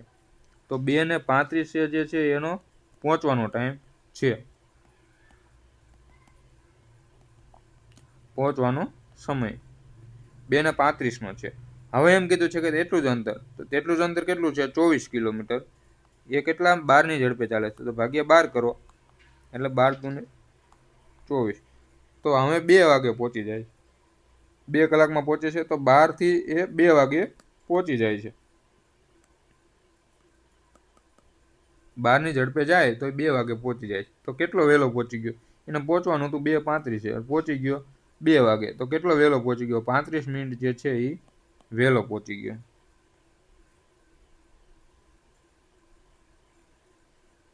નેક્સ્ટ 40 પ્રતિ કિલોગ્રામ વાળા ચોખા છે અને 50 પ્રતિ કિલો વાળા ચોખા છે 2:3 ગુણોત્તરમાં ભેળવવામાં આવે તો મિશ્રણની સરેરાશ કિંમત કેટલી થશે? તો અહીંયા આપણે 40 જે રેશિયો છે ને એને આપણે કિલો ધાર લઈએ. ભાઈ 2 કિલો અને 3 કિલો ભેળવા છે. અહીંયા તમે કોઈ પણ સંખ્યા લો, જે મિશ્રણની સરેરાશ કિંમતો સરખી જ આવે. 40 વાળા આપણે કેટલા લેવાના છે? 2 કિલો. તો આ 2 કિલો લીધા, વત્તા 50 વાળા આપણે કેટલા લીધા? 3 કિલો. તો અહીંયા 40 દુ 80 અને વત્તા 50 દુ 100 50 તરી 150 એટલે 230 રૂપિયા જે છે એ આપણા ટોટલ થયા. હવે આપણને પૂછ્યું છે સરેરાશ કિંમત. તો સરેરાશ કિંમત આપણે ટોટલ કેટલા હતા? 5 કિલો લીધા હતા. એના ભાગે આપણે 5 કરી નાખો એટલે સરેરાશ કિંમત મળી જાય. તો 23 ગુણ્યા 10 અને ભાગ્યા 5 આવી રીતે તમે લખી શકો. તો 5 દુ 10 અને 23 દુ 46. આમાં તમે એલિગેશન મેથડ પણ યુઝ કરી શકો. કોઈ અહીંયા 40 છે, અહીંયા 50 છે, અહીંયા x હશે અને અહીંયા 2:3 આવે છે, બરોબર. તો આ જે છે 10 એને આપણે 2:3 આગળના એક દાખલામાં શીખવાડ્યું એમાં ભાગી દો એટલે અહીં કેટલા? 4 અને 6. તો અહીંયા આવશે એ 6 આવશે અને અહીંયા આવશે 4 આવશે. તો x ની કઈ કિંમત મૂકીએ તો અહીંયા 4 આવે. તો x બરાબર આપણે 46 મૂકી શકીએ. ગુણોત્તર શ્રેણી છે એનો સામાન્ય ગુણોત્તર પૂછેલો છે. સામાન્ય ગુણોત્તર એટલે કેટલા વડે ગુણાય છે એ પૂછેલું છે. અહીંયા 3 વડે ગુણાય છે, અહીંયા 3 વડે, અહીંયા 3 વડે, બધામાં 3 વડે ગુણાય છે. તો એ આપણો થઈ ગયો સામાન્ય ગુણોત્તર. હવે આ અવલોકનો આપ્યા છે એનો મધ્યસ્થ કેટલો છે એ પૂછ્યું છે. હવે જ્યારે પણ મધ્યસ્થ આપણને પૂછ્યું હોય ત્યારે આપણે પહેલાં તો અવલોકનોને આપણે શું કરશું?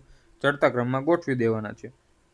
તો સૌથી નાની સંખ્યા 19 છે, પછી 21 છે, પછી 29 છે, એટલે 3 લખી નાખીએ. 19, 21 અને 29. પછી છે 32, પછી 36,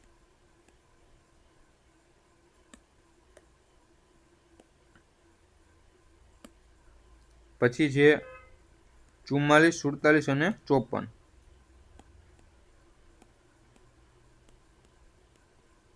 મધ્યસ્થ એટલે વચ્ચેની જે સંખ્યા હશે એ આપણી સંખ્યા હશે. તો આ બાજુથી કેટલી છે?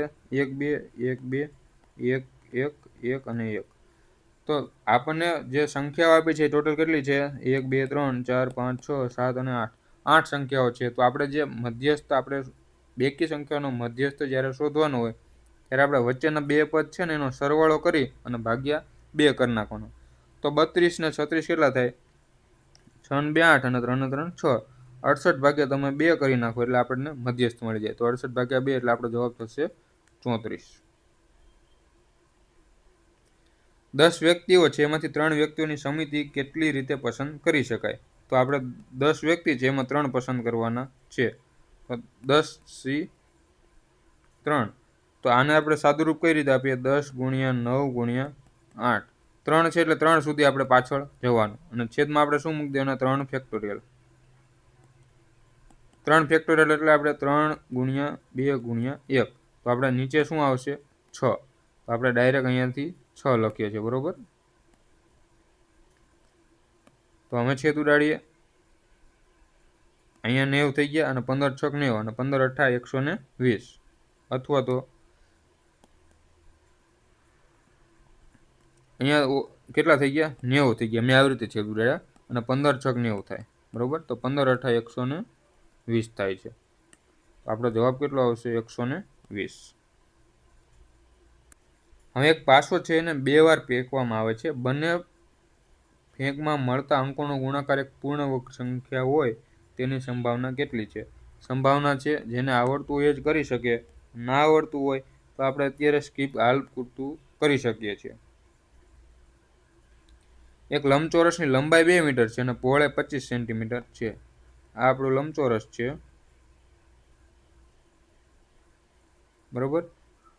પહોળાઈ 25 સેન્ટીમીટર. તો આ જે છે એ 25 સેન્ટીમીટર. 2 મીટર લંબાઈ છે. મીટર છે આપણે પહેલાં તો એકમ બધાના સરખા કરવાના. 2 મીટર એટલે 200 સેન્ટીમીટર થશે. આમાં ક્ષેત્રફળ કેટલા ચોરસ સેન્ટીમીટર થાય એ પૂછ્યું છે. તો ક્ષેત્રફળ એટલે લંબાઈ ગુણ્યા પહોળાઈ. લંબાઈ આપણી 200 છે અને પહોળાઈ 25 છે. 25 દુ 50 અને 2 ઝીરો બીજા, તો 5000 ચોરસ સેન્ટીમીટર જે છે આપણો જવાબ થશે. ચલો 37મો પ્રશ્ન જોઈએ. થોડોક લાંબો છે, ગણતરીવાળો, સાઈડમાં કરી દો. કેમ કે એબીસી એક ટાંકીને 12, 15, 20માં ભરી શકે. એ આખો સમય ખુલ્લો રાખે તથા બીસી વારા ભરતી 1 કલાક માટે એની સાથે ખોલવાનું. આપણે થોડુંક ગણતરી લાંબી થઈ જાય એવું. જે આ ટોપિક તમે વ્યવસ્થિત કર્યા તો તમને ખબર પડી જાય પ્રશ્ન જોતા કે કયો તમારે કરવો અને કયો નહીં કરવાનો. ચલો, એક પરિવારનો માસિક કુલ ખર્ચ કેટલો છે? 5000 રૂપિયા છે, 50,000 છે. વિવિધ વસ્તુ પરનો ખર્ચ નીચે મુજબનો છે. તો કરી શકાય એવો છે, બહુ છે નહીં. કેમ કે ટકાવારી પણ સહેલી આપી છે. હમણાં અઘરા ટકા આપ્યા ને તો આપણે થોડુંક જતું કરી દે. અને પ્રશ્નો તમે જુઓ, નાના નાના પ્રશ્નો, એક વાક્યના છે પ્રશ્નો. કેટલા નંબરથી છે? 38 થી 42 સુધી. એટલે અહીંયા સુધી તમે જુઓ તો બધા પ્રશ્નો એક વાક્યના છે. એટલે ડાયરેક્ટ તમે જવાબ આન્સર કરી ટીક કરી શકતા હશો. પરિવાર ખોરાક પર દર મહિને કેટલા રૂપિયા ખર્ચો કરે છે? તો ખોરાક ઉપર કેટલા 30% જાય છે. 50,000ના 30% એટલે કેટલા થશે? 15,000 રૂપિયા. મોઢે થાય એવા છે, તમારે પેનની પણ જરૂર નથી. અને આ જે મોઢે ગણતરી કરવાના આપણે પ્રેક્ટિસ સેટો ઘણા ટાઈમ પહેલાં આપેલો છે, 1 મહિના ઉપર થઈ ગયો આપણે. ભાડું અને શિક્ષણ ખર્ચ વચ્ચેનો તફાવત કેટલો છે? તો ભાડું કેટલું છે? 20% છે. શિક્ષણ ખર્ચ કેટલો છે? 15%. આ બેનો તફાવત કેટલો છે? 5% છે. તો આપણે ડાયરેક્ટ પણ આના ટકા કાઢી લ્યો તો આપણે એવું નથી કરવાનું ભાઈ આના પહેલાં 20% કાઢીએ. ભાડું 20% એટલે 5 દૂ 10 એટલે 10,000 ભાડું છે. પછી 7,500 જે છે એ આપણું શિક્ષણ ખર્ચ છે. પછી એનો તફાવત એટલે 2500 આવે. એ નહીં કરવાનું આપણે, બરોબર? આપણે ડાયરેક્ટ 5%, કેમ કે ટકામાં તમે તફાવત લઈ લો તો એ 5% તફાવત છે. તો 50,000ના 5%, 50,000 ગુણ્યા 5% છે. ટકાથી 2 ઝીરો જશે, આ 2 ઝીરો ગયા, 55 25 છે અને 2 ઝીરો તો હતા, તો એનો જવાબ થઈ ગયો 2500. શિક્ષણ પર થતા ખર્ચ માટેનો કેન્દ્રીય ખૂણો કેટલો હશે? શિક્ષણ પર કેટલો ખર્ચ થાય છે? ભાઈ 15% ખર્ચ થાય છે. તો એનો કેન્દ્રીય ખૂણો કેટલો હશે? ખૂણો એટલે તમે એક વર્તુળમાં તમે જ્યારે એને દર્શાવો ત્યારે એ કેટલું થાય એ આપણને પૂછ્યું છે. આખું વર્તુળ હોય તો કેટલા ટકા હોય? 100% વર્તુળ હોય. અહીંથી અહીંયા તમે ખૂણો કરો, ટકાવારીમાં કેટલું થશે? 100%. પણ હકીકતમાં હોય કેટલું? 360નો ખૂણો હોય. અમે કીધું છે શિક્ષણ ઉપર કેટલો કેન્દ્રીય ખૂણો છે. શિક્ષણ ઉપર આપણે 15% છે. તો 15% એ કેટલો થાય એ આપણને પૂછવું છે. તો 360 ગુણ્યા 15 અને છેદમાં 100. 0 0, 5 તરી 15, 5 દુ 10 અને 18 દુ 36. તો કેટલો થયો? 18 તરી 54.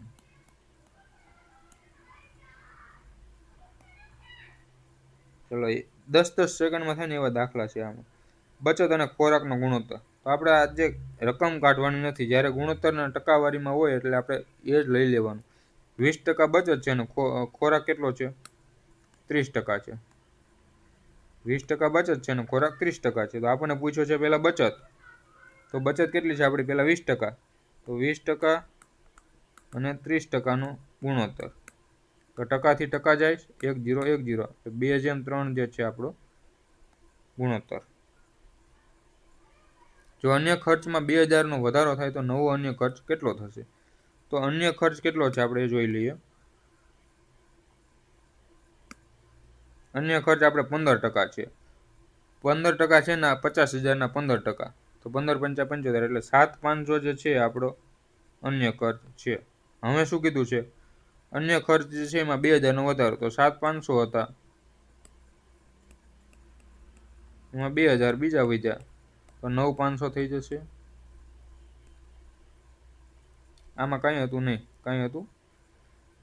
3 વિદ્યાર્થીઓમાં 3 વિષયોમાં મેળવેલા ગુણ 100માંથી મેળવે છે ગુણ, બરોબર? એમાંથી 43 થી 47 સુધીના પ્રશ્નોનો આપણે જવાબ આપવાનો છે. 43મો પ્રશ્ન પહેલાં જોઈ લેવાનું.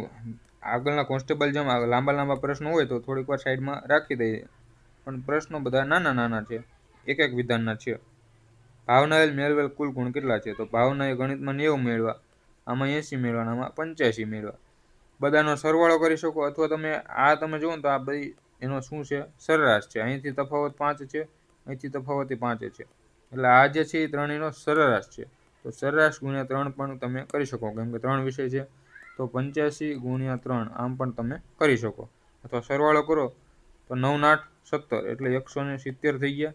અને 85 બીજા 5, 8 ને 5 8 ને 7 15 અને 255, અથવા તમે ગુણાકાર કરો તો 8 તેરી 24 એટલે 240 અને 5 તેરી 15, અહીંથી પણ 255 આવી જાય.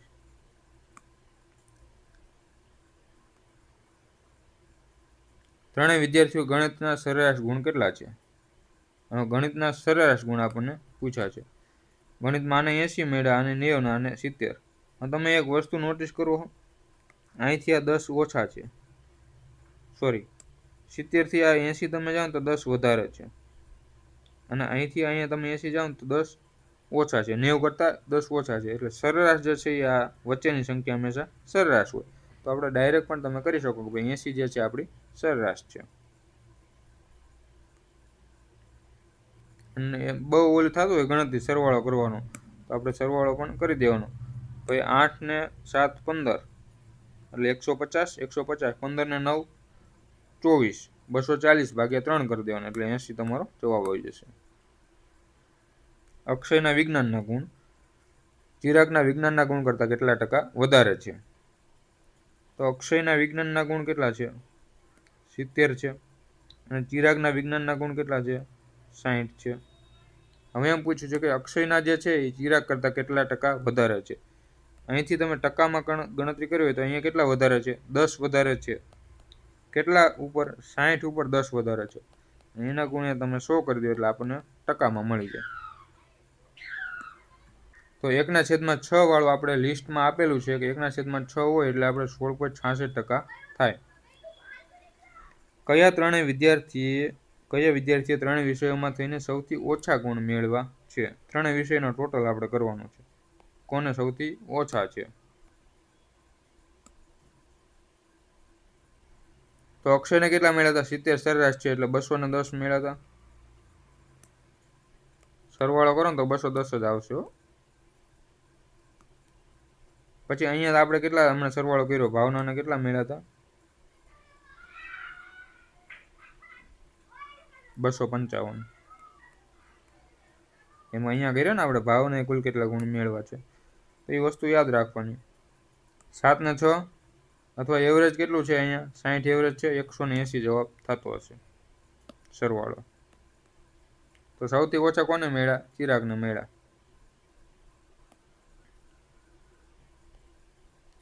અંગ્રેજીમાં ભાવના અને ચિરાગના ગુણનો ગુણોત્તર કેટલો છે?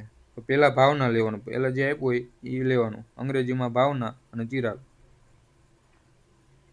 આ અંગ્રેજી છે. ભાવના કેટલા છે? 80 અને ચિરાગ 50 છે. તો 80 અને 50 નો ગુણોત્તર પૂછ્યો છે, એટલે 8:5. એક લંબઘન છે, એની લંબાઈ, પહોળાઈ અને ઊંચાઈ અનુક્રમે 10, 5 અને 2 સેન્ટીમીટર છે. તો તેની કુલ સપાટીનું પૃષ્ઠફળ કેટલું થશે? પહેલા તો લંબઘન એટલે શું એ તમને કહી દઉં.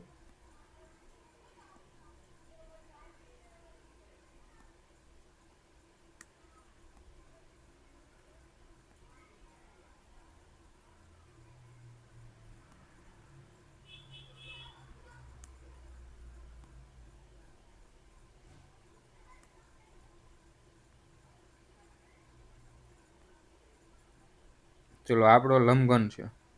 કઈ રીતે? ભાઈ આવી રીતે આપણો લંબઘન છે માનવાનું. હવે શું કીધું છે કે ઊંચાઈ 10 સેન્ટીમીટર છે, એટલે આ આપણી ઊંચાઈ છે એ કેટલી છે? 10. પછી લંબાઈ 10 છે, પહોળાઈ 5 અને ઊંચાઈ 2 છે. તો આ આપણી લંબાઈ છે 10 છે, ઊંચાઈ પહોળાઈ જે છે એ 5 જે છે. તો આ જે છે એ 5 છે અને ઊંચાઈ 2 છે, તો આ 2 છે. તો એની કુલ સપાટીનું ક્ષેત્રફળ શોધો.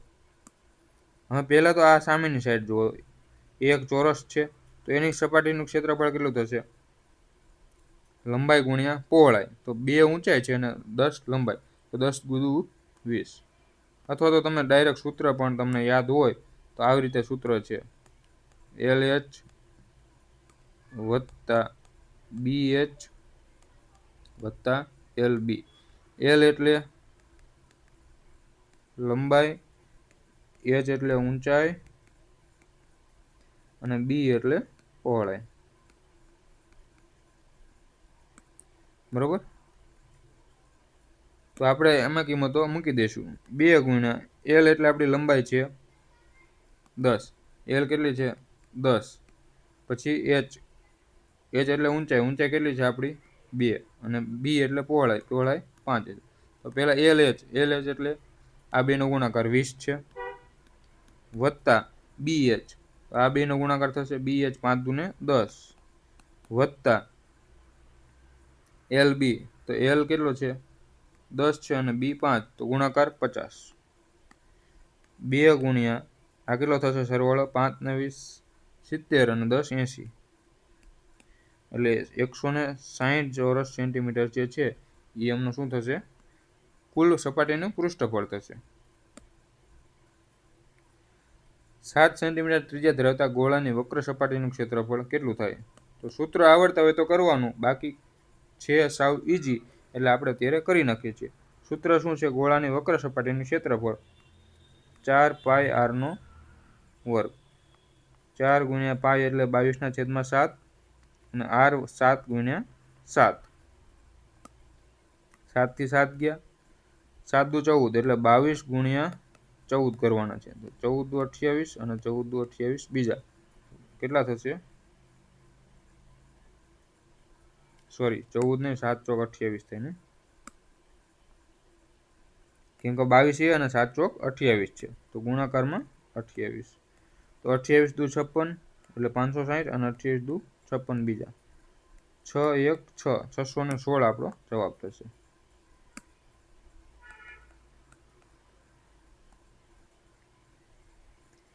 ચૌદ સેન્ટીમીટર વ્યાસ ધરાવતા અર્ધગોળાનું ઘનફળ આશરે કેટલું હશે? આશરે છે, ગણતરીઓ મોટી થશે, સાઈડમાં રાખી દો, કેમ કે ઘનફળમાં આપણે ઘન કરવાનું આવે છે એક તો, અને એમાં અડધો ગોળો છે અને આશરે પૂછ્યું છે. પોઈન્ટમાં આપણે ગણતરીઓ લાંબી થઈ જાય એવું માની લઈએ છીએ.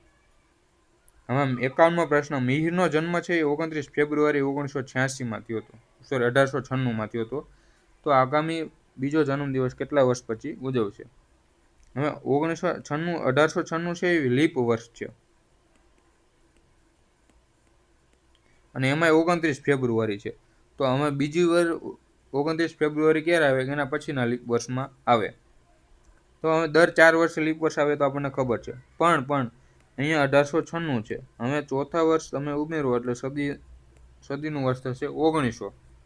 4 વર્ષ વધારતો વર્ષ થશે 1900. તો હવે જ્યારે સદીનું વર્ષ આવે તો એને 400 વડે આપણે નિશેષ ભાગી શકતા હોવા જોઈએ. તો 20 એટલે 19 ને 4 વડે આપણે ભાગી શકાતા નથી. તો બીજા જે 4 વર્ષ પછી જે છે 1904 ત્યારે પાછું ફરીને લીપ વર્ષ આવશે. તો હવે જે જન્મદિવસ છે એ કેટલા વર્ષે ઉજવાશે? પહેલા 4 ને બીજા 4, એટલે 8 વર્ષ પછી જન્મદિવસ ઉજવાય. લીપ વર્ષના કેલેન્ડરમાં જાન્યુઆરી મહિનાનો પ્રથમ દિવસ જે વાર હોય તે જ વાર કયા મહિનાના પ્રથમ દિવસે હશે? ગણતરી છે, કેમ કે આમાં આપણે જોવું પડશે કયા મહિનામાં આવે. 5 શિક્ષકો અલગ અલગ વિષયો ભણાવે છે. મોટા આપણે થોડાક વાર સાઈડમાં રાખી દઈએ, બરોબર. નાના હોય ને, દર કલાકે 5 સેકન્ડ ધીમી પડે ઘડી, અને રવિવારે 8 વાગે સાચી સેટ કરવામાં આવે. ચાલો ગણતરીઓ વાળું આપણે બાકી જ રાખીએ. એક દિવાલ ઘડિયાળ 1 વાગે 1 વાર, 2 વાગે 2 વાર, તે જ રીતે કેટલા વાગ્યા હોય એટલી વાર અવાજ કરે છે. તો આ ઘડિયાળ 48 કલાકમાં કેટલી વાર અવાજ કરશે? ગુણાકાર આવશે મોટા, અથવા તો તમારે આમ પણ આવશે કે ભાઈ પહેલી વાર 1 વાગે 1 વાર રહ્યો, પછી 2 વાગે 2 વાર વાગ્યું, બરોબર, પછી 3 વાગે 3 વાર, 4 વાગે 4 વાર. તો આપણે ટોટલ સરવાળો કરવો પડશે. તો એવું તો 12 વાગે ત્યાં સુધી અડધો દિવસ થાય, 12 કલાક થાય. પછી પાછું ફરીને વાગે, ફરીને 1 વાર વાગે, 2 વાર વાગે, એટલે 2 વાર આપણે ગણવા પડશે. ચલો બાકી રાખી દઈએ. 56મો છે. 8 વ્યક્તિઓ છે, 2 હરોળમાં સામે બેઠા છે. આવડા મોટા વિધાન આપણે સ્ટાર્ટિંગમાં કરવાના નથી, તો બાકી રાખી દઈએ. આ થોડુંક નાનું લાગે છે તો એ કરી લઈએ. 5 મિત્રો છે PQRST. પી એ માત્ર પી કરતાં ઊંચો છે. 5 હોય, 1 2 3 4 અને 5. આર છે એ માત્ર પી કરતાં ઊંચો છે. આર છે એ માત્ર પી કરતાં, એટલે બીજા કોઈ કરતાં આર ઊંચો નથી. તો આર આપણો અહીંયા હોય તો જ અહીંયા આપણો પી હોઈ શકે, કે ખાલી પી કરતાં જ ઊંચો છે. આપણે સૌથી ઊંચો આ બાજુ છે, બરોબર. તો તમે આર અહીંયા લ્યો તો કેટલા 4 વ્યક્તિ કરતાં ઊંચો થઈ ગયો. એટલે આપણે આર હંમેશા છેલ્લે લેવાનો છે, અને એટલે જ આપણે છેલ્લેથી બીજો લીધો છે. હવે બીજું વિધાન એમ કહે છે કે એસ જે છે એ ક્યુ કરતાં નીચો છે. એસ જે છે એ ક્યુથી નીચે આવશે, પણ ટી કરતાં ઊંચો છે, એટલે ટી કરતાં ઉપર છે. તો આ 5 મિત્રોમાં સૌથી ઊંચું કોણ હશે? તો અમે 3 જગ્યાઓ વધી છે, અને આ જે છે એ 3 મિત્રો છે. તો ક્યુ, એસ અને ટી. તો સૌથી ઊંચો કોણ મળ્યો આપણને? ક્યુ. ચોક્કસ સંખ્યામાં વ્યક્તિઓ એક માર્કમાં આટલું બધું આપણે કરવાનું નથી. ચાલો છોડી દો. એક હરોળમાં છોકરીઓની સંખ્યા છોકરાઓ કરતાં બમણી છે.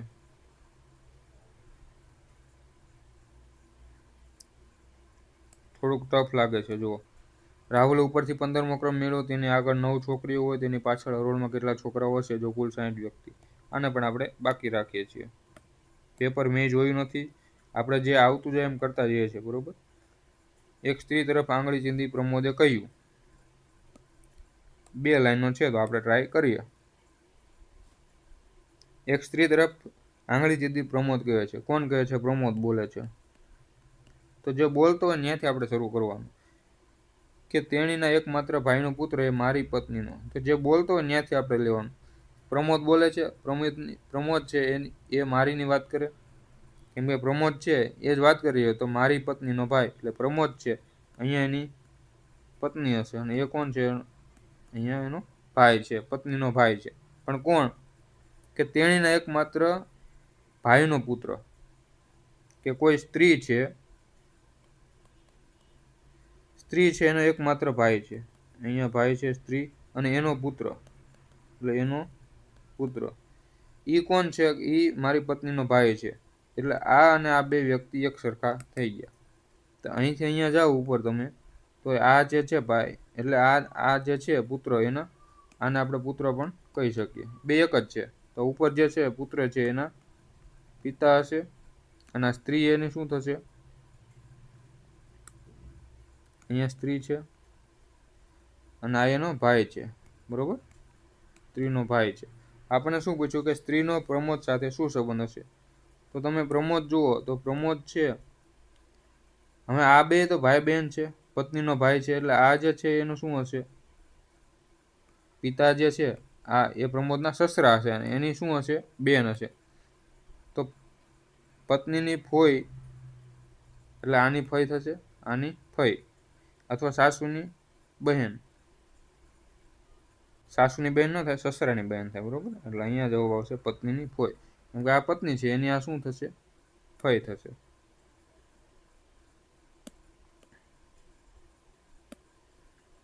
છ સભ્યો છે. ચલો લાંબા સેન્ટેન્સ આપણે જવા દઈએ. એક ફોટા તરફ જોઈને એક વ્યક્તિ કહે છે, કે વ્યક્તિ બોલે છે, મારે કોઈ ભાઈ કે બહેન નથી. વ્યક્તિ એમ બોલે છે કે મારે કોઈ ભાઈ બહેન નથી, પણ આ વ્યક્તિના, એટલે આ વ્યક્તિના કોણ? એ ફોટામાં જે વ્યક્તિ છે એની વાત થાય છે.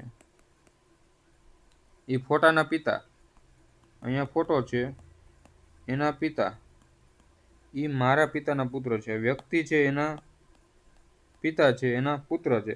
હવે આનો કોઈ ભાઈ બહેન ન હોય તો પિતાના પુત્ર એટલે કોણ થાય? એ પોતે વ્યક્તિ થાય, બરોબર.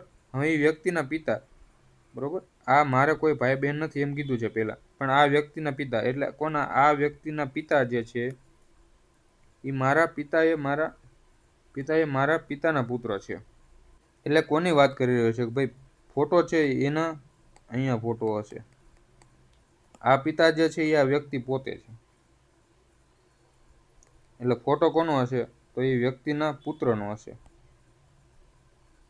કેમ કે તમે અંદાજ લગાવો, હાલો, વ્યક્તિનો આ ફોટો છે, એમ કીધું કે આ વ્યક્તિના પિતા, એટલે વ્યક્તિ આ ફોટો છે એના પિતા એટલે આ પોતે થયો. એ મારા પિતાના પુત્ર, એટલે આ વ્યક્તિ જે છે એના પિતાના એકમાત્ર પુત્ર, કેમ કે એનો કોઈ ભાઈ બહેન નથી, તો એ પોતાની જ વાત કરતો હતો. તો આવી રીતે તમે કરી શકો. 63મો જોઈએ. એક વ્યક્તિ ઉત્તર દિશા તરફ મોઢું રાખી ઊભો છે. પહેલા 45 ડિગ્રી ઘડિયાળના કાંટાની દિશામાં, પછી 90 ઘડિયાળની વિરુદ્ધ દિશામાં અને અંતે 135 ઘડિયાળની કાંટાની દિશામાં ફરે છે. હવે આવા દાખલામાં તમે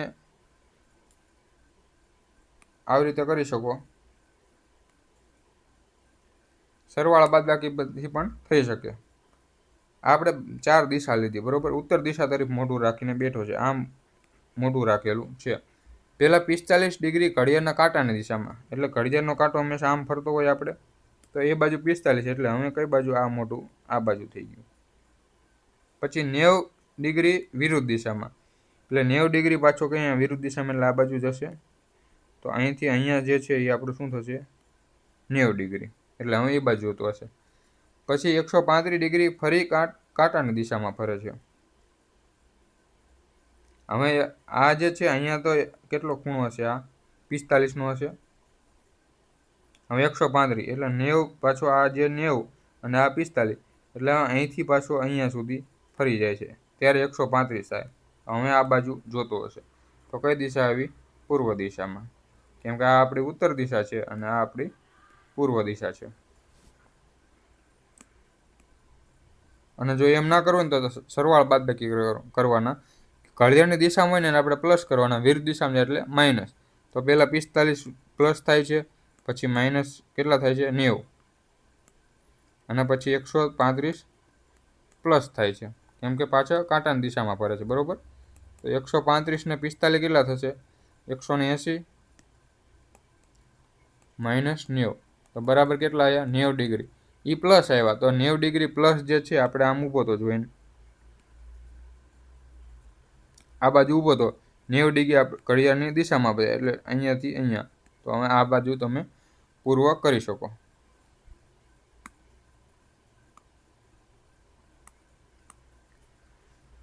આજે સાંજે સૂર્યાસ્ત પહેલા બે મિત્રો અમિત અને સુમિત સામ સામે ઊભા રહી વાતું કરી રહ્યા હતા.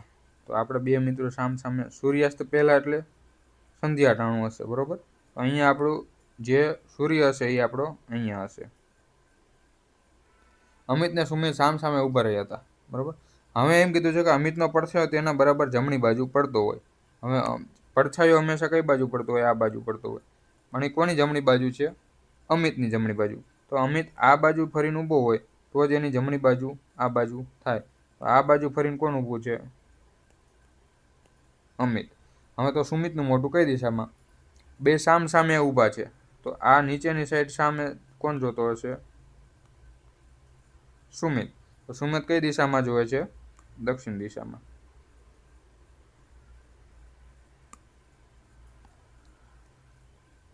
ચલો, શિલો હાવ હેલો ટોપિક છે, આવડવો જોઈએ, 10 સેકન્ડમાં થાય છે. બધા ડૉક્ટર એન્જિનિયર છે, તો આપણે આમ કરી નાખવાનું, બધા ડૉક્ટર છે. આ એ શું છે? એન્જિનિયર છે. પછી બધા એન્જિનિયર વૈજ્ઞાનિક છે, તો બધા એન્જિનિયર છે આપણે વૈજ્ઞાનિક, એટલે સાયન્ટિસ્ટ કહી દઈએ. હવે કોઈ વૈજ્ઞાનિક વકીલ નથી, એટલે કોઈ સાયન્ટિસ્ટ જે છે એ આપણે અહીંયા વકીલ એટલે લોયર આપણે આમ કહી દઈએ. બસ આ ફિગર બની ગઈ. હવે આપણે નિષ્કર્ષ શું છે? કેટલાક ડૉક્ટરો વૈજ્ઞાનિક છે, તો એ સાચું કે ખોટું જોવાનું. તો ડૉક્ટર જે છે એ આપણે ક્યાં છે? અહીંયા છે. હવે એ તો આપણે સાયન્ટિસ્ટની અંદર છે, તો એ તો સાચી જ વાત છે ને. કેટલાક ડૉક્ટર છે વૈજ્ઞાનિક તો છે જ. કોઈ એન્જિનિયર વકીલ નથી, તો અહીંયાથી જ આપણે ચોકડી લાગી ગઈ. તો એન્જિનિયર તો આપણે ક્યાં છે? અહીંયા છે. તો અહીંયાથી અહીંયા સુધી જે વકીલ સુધી જવાય નહીં, કેમ કે વકીલ એટલે આપણે શું કીધું? લોયર. તો આ પણ સાચું છે, તો બંને વિધાન સાચા છે. બધા પક્ષી આકાશ છે. આને આપણે ગુજરાતીમાં કરીએ, કેમ કે ઘણાને ઉપરથી જાય. બધા પક્ષી છે એ શું છે? આકાશ.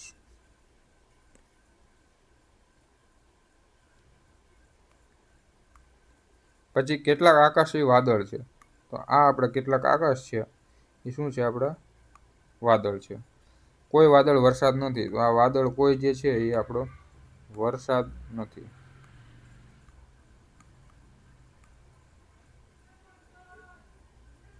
હવે નિષ્કર્ષ શું છે? કેટલાક પક્ષી વાદળ હોઈ શકે. તો હોઈ શકે. આ જે છે આપણે પક્ષી છે. હવે એમ કીધું છે કે વાદળ તો હોઈ શકે ને, કેમ કે ડાયરેક્ટ આપણને સંબંધ આપ્યો નથી, તો સંભાવના જે છે એ હંમેશા સાચી થાય. પહેલું વિધાન સાચું છે. પછી કેટલાક આકાશ વરસાદ નથી.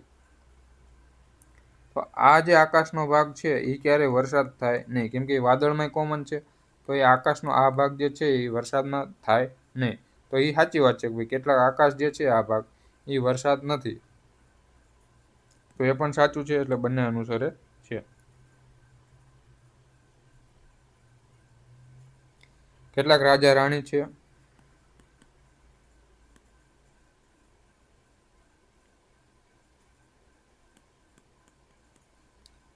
આવી રીતે ફિગર આવી રીતે જ બનાવવાના, આપણે બહુ લીટા બીટા નહીં કરવાના.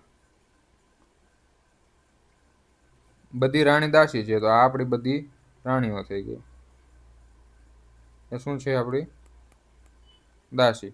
કોઈ દાસી મંત્રી નથી, તો અહીંયાથી અહીંયા આપણે ચોકડી મારી દઈએ, અહીંયા આપણે આવી ગયા મંત્રી સાહેબ.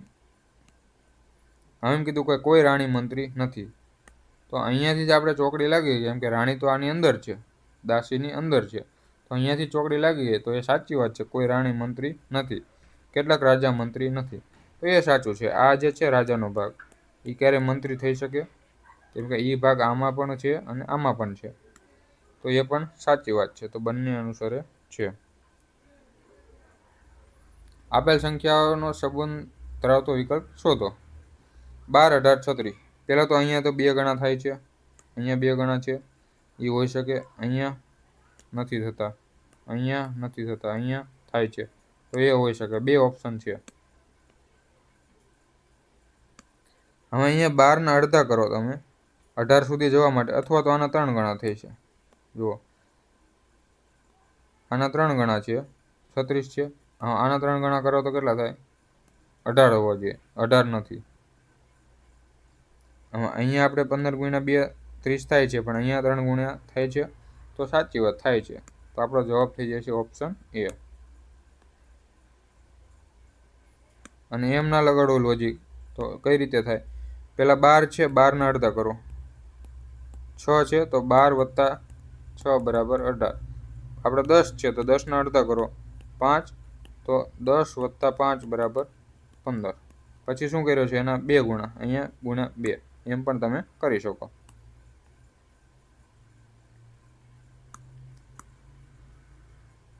પછી કોડિંગ આપ્યું છે. F એટલે 6, I એટલે 9, L એટલે 12 અને M એટલે 13. અહીંયા M એટલે કોડિંગ આપણને આપ્યું છે, તો A એટલે 1 થશે, D એટલે 4 થશે, G એટલે 7 અને H એટલે 8. હવે કોડિંગમાં શું થાય છે એ આપણે થોડુંક જોઈ લઈએ. અહીંયા -5 થાય છે, અહીંયા -5, અહીંયા -5 અને અહીંયા -5. પહેલાં આપણે સરવાળા બાદબાકી તરફ વધવાનું, બરાબર? તો 5, 5, 5, 5 માઇનસ થાય છે. તો મિલ્ક એટલે M એટલે 13, I એટલે 9, L એટલે 12 અને K એટલે 11. 13માંથી 5 જાય તો 8. તો પહેલાં આપણે આવશે 8 એટલે H. 9માંથી 5 જાય તો 4, એટલે અહીંયા આપશે D. 12માંથી 5 જાય તો 7, તો 7 એટલે G. HDG હોય એવો જવાબ આવશે. એવો આપણો એક જ ઓપ્શન છે. નીચેનામાંથી કયો શબ્દ બાકીના શબ્દો સાથે સુસંગત નથી? હડપ્પા, લોથલ, મોહેંજો-દડો અને હમ્પી. તો અહીંયા તમે જનરલ નોલેજ વાંચતા હોય તો હડપ્પા, મોહેંજો-દડો અને લોથલ છે એ બધા જે સિંધુ સભ્યતાના શહેરો છે એની વાત થઈ રહી છે. અને હમ્પી જે છે એ આપણું મંદિર છે. તો આપણો ઓપ્શન કયો છે કે ડી જે છે એ અલગ પડે છે. 71માં પ્રશ્ન જુઓ. તો સંખ્યાઓ જો પહેલાં એક સાથે વધે છે, 54માંથી ડાયરેક્ટ 57માંથી બહુ વધી ગઈ, અહીંયા વધી, અહીંયા વધી, અહીંયા વધી. તો આપણે જ્યારે કીધેલું છે કે જ્યારે અતિશય વધીએ ને ત્યારે ગુણાકારમાં પહેલાં જવાનું. તો 7 ગુણ્યા 1 કરો અને +1 કરો તો 8 મળે. પછી 8 ગુણ્યા 2 કરો અને +2 કરો. 8 દુ 16 ને 2 18. 18 ગુણ્યા 3 કરો અને વત્તા 3 કરો તો કેટલા થાય? 18 તરી 54, 54 ને 3 57. તો એ લોજિક આપણું બેસે છે. હવે અહીંયા શું થતું હશે? ગુણ્યા 4 વત્તા 4. તો પછી જે આપણે બાકી છે ત્યાં શું થશે? ગુણ્યા 5 થશે.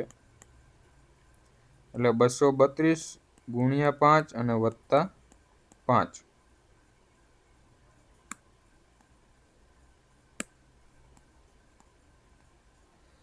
તો પહેલાં તો ગુણાકાર કરશું અહીંનો. તો 32 પંચા કેટલા થાય? 160. અને અહીંયા 200 માની લઈએ તો 1000 થઈ ગયા. પહેલાં 200 એટલે મેં આવી રીતે કર્યું, 200 વત્તા 32 અને એના ગુણ્યા 5. આમ પણ તમે કરી શકો. તો 5 ગુણ્યા 200 કરો એટલે 1000 અને 32 ગુણ્યા 5 કરો એટલે 160, એટલે 1160 થઈ ગયું અને વત્તા 5 તો 1165. સાંકેતિક ભાષામાં ડેન્જરને આવી રીતે લખવામાં આવે છે, તો સેફટીને કઈ રીતે લખી શકાય? તો કોડિંગ આપેલું તો આપણે પહેલાં તો શું શીખવાડ્યું છે? નંબરિંગ 4, 1, N એટલે 14, G એટલે 7, E એટલે 5 અને R એટલે 18. કોડ શું છે? 11, 7, 20, 13, 11, 24. હવે લોજિક શું થાય છે થોડુંક જોઈ લઈએ. અહીંયા જુઓ તો પહેલાં કેટલા વધે છે? 7 ને 4 11 થશે. અહીંયા 6 વધ્યા, અહીંયા 6 વધ્યા, અહીંયા 6 વધ્યા, અહીંયા 6 વધ્યા અને અહીંયા 18 ને 8 24. તો અહીંયા 8 વધ્યા. વચ્ચે બધામાં 6 6 વધે છે અને પહેલામાં 7 વધે છે. તો એ લાગે છે કે નહીં? S એટલે 19 થશે અને એમાં આપણે 7 ઉમેરીએ તો 9 7 16 એટલે 26 થશે. તો 26 વાળો ઓપ્શન તો છે. પછી છે A. તો એમાં આપણે 6 ઉમેરીએ એટલે 7. કેમ કે અહીંયા 6 ઉમેરાય છે ને, તો અહીંયા વત્તા 6 કરીએ એટલે 7. તો 26 7. તો એ પણ થાય છે. તો આ ઓપ્શન કેન્સલ થઈ ગયો. હવે આગળ ચેક કરી લઈએ કે આગળ એ લોજિક બેસે તો છે ને. તો F એટલે 6 છે, E એટલે 5 છે, P એટલે 20 અને Y એટલે 25. 25માં આપણે 8 ઉમેરીએ એટલે કેટલા થાય? 33 થશે.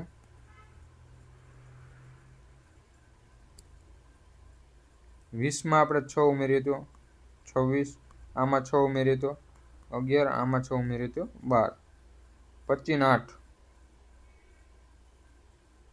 સોરી અહીંયા 6 ઉમેરાય, હું ભૂલ થઈ, અહીંયા 6 ઉમેરાય છે. તો અહીંયા કેટલા થશે? 25 6 31. પહેલા એકમાં જ 7 ઉમેરાય છે. તો આપણો જવાબ થઈ ગયો ઓપ્શન બી. ચલો કેલેન્ડર ગણતરી માથાકૂટવાળી છે, લાસ્ટમાં જવા દઈએ. ગો બરાબર 32, સી બરાબર 49, તો સમ બરાબર કેટલા થશે?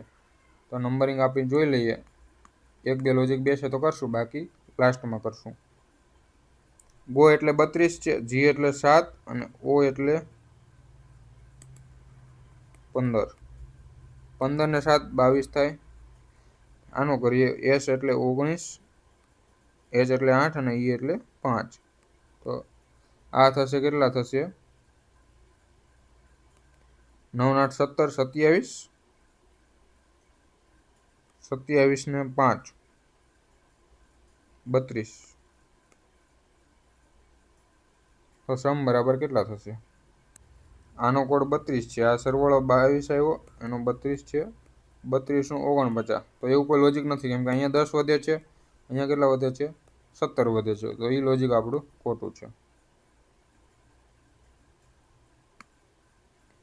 હવે એક વસ્તુ જુઓ, આપણે સરવાળો કેટલો આવ્યો તો આનો 22 આવ્યો હતો અને આનો કેટલો આવ્યો? આપણે 32 આવ્યો.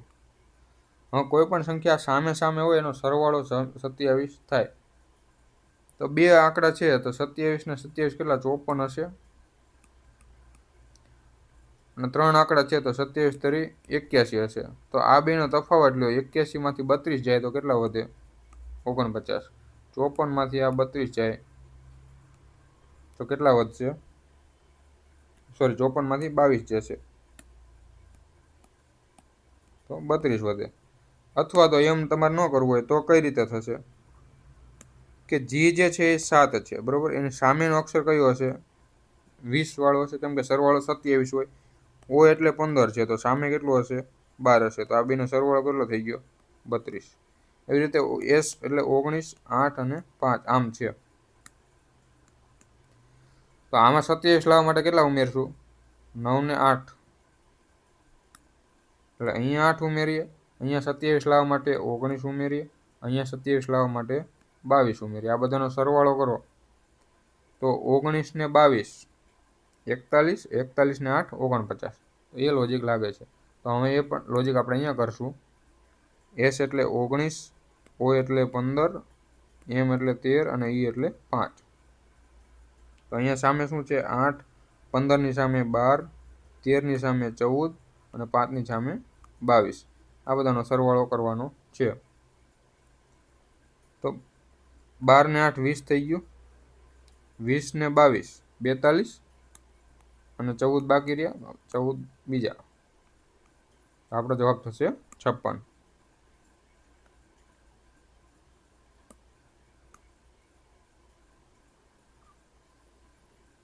ચલો, પ્લસનો અર્થ ગુણાકાર. તો આવા દાખલા આપણે ડાયરેક્ટ પહેલાં શું કરવાનું? આવી રીતે લખ નાખવાનું. 20, 5, 6, 4, 2. પહેલાં તો માઇનસ તો અર્થ શું થાય છે? અહીંથી સ્ટાર્ટ કરવાનો. માઇનસ આવ્યું, માઇનસનો અર્થ ભાગાકાર, તો અહીંયા ભાગાકાર મૂક્યો. પ્લસનો અર્થ ગુણાકાર, તો અહીંયા ગુણાકાર મૂકો. પછી શું આવ્યું? સ્ટાર આવ્યું, તો સ્ટારનો અર્થ સરવાળો, અહીંયા સરવાળો મૂકો. પછી સ્લેશ આવ્યું, તો સ્લેશનો અર્થ બાદબાકી, તો અહીંયા બાદબાકી. ભાગો સબાનો નિયમ, પહેલા ભાગાકાર. 20/5 એટલે 4 ગુણ્યા 6 વત્તા 4 ઓછા 2. પછી ગુણાકાર, તો 6 ચોક 24, 24 ને 2 26. જો એ એટલે પ્લસ, તો આપણે એની જગ્યાએ પ્લસ મૂકી દઈશું. પછી બી એટલે માઇનસ છે, તો અહીંયા માઇનસ. સી એટલે ગુણાકાર, તો અહીંયા ગુણાકાર. અને ડી એટલે ભાગાકાર, તો અહીંયા ભાગાકાર. હવે સારી રીતે સમજાય એટલે લખ નાખીએ. 18 ગુણ્યા 14 વત્તા 6/3 ઓછા 4. 18 ગુણ્યા 14 કરવાના છે. તો 18 ગુણ્યા 14 કરવાના હોય તો આને શું લખીએ? 10 વત્તા 4, કેમ કે અહીંયા 180 અને વત્તા 18 ચોક 72, તો 2, 5, 2. તો આ ગુણાકાર થઈ ગયો 252 વત્તા આનો ભાગાકાર થશે, તો 3 દુ 6 થાય, એટલે વત્તા 2 ઓછા 4, તો 252 ઓછા 2 થશે, એટલે 250 આપણો જવાબ થશે. તાર્કિકના અર્થપૂર્ણ ક્રમમાં ગોઠવવાનો છે. તો કાચો માલ, આ તો આપણે એકવાર આવી ગયો છે, એક મોકમાં રિપીટ થયો છે, તો એ કરી લઈએ.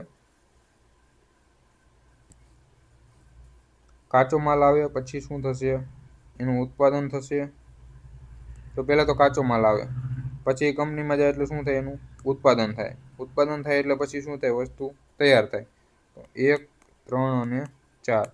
વસ્તુ તૈયાર થાય પછી શું થાય? એ બજારમાં જાય અને પછી વસ્તુ વેચાય, એટલે છેલ્લે 2 છે. તો 134, 52. Option A.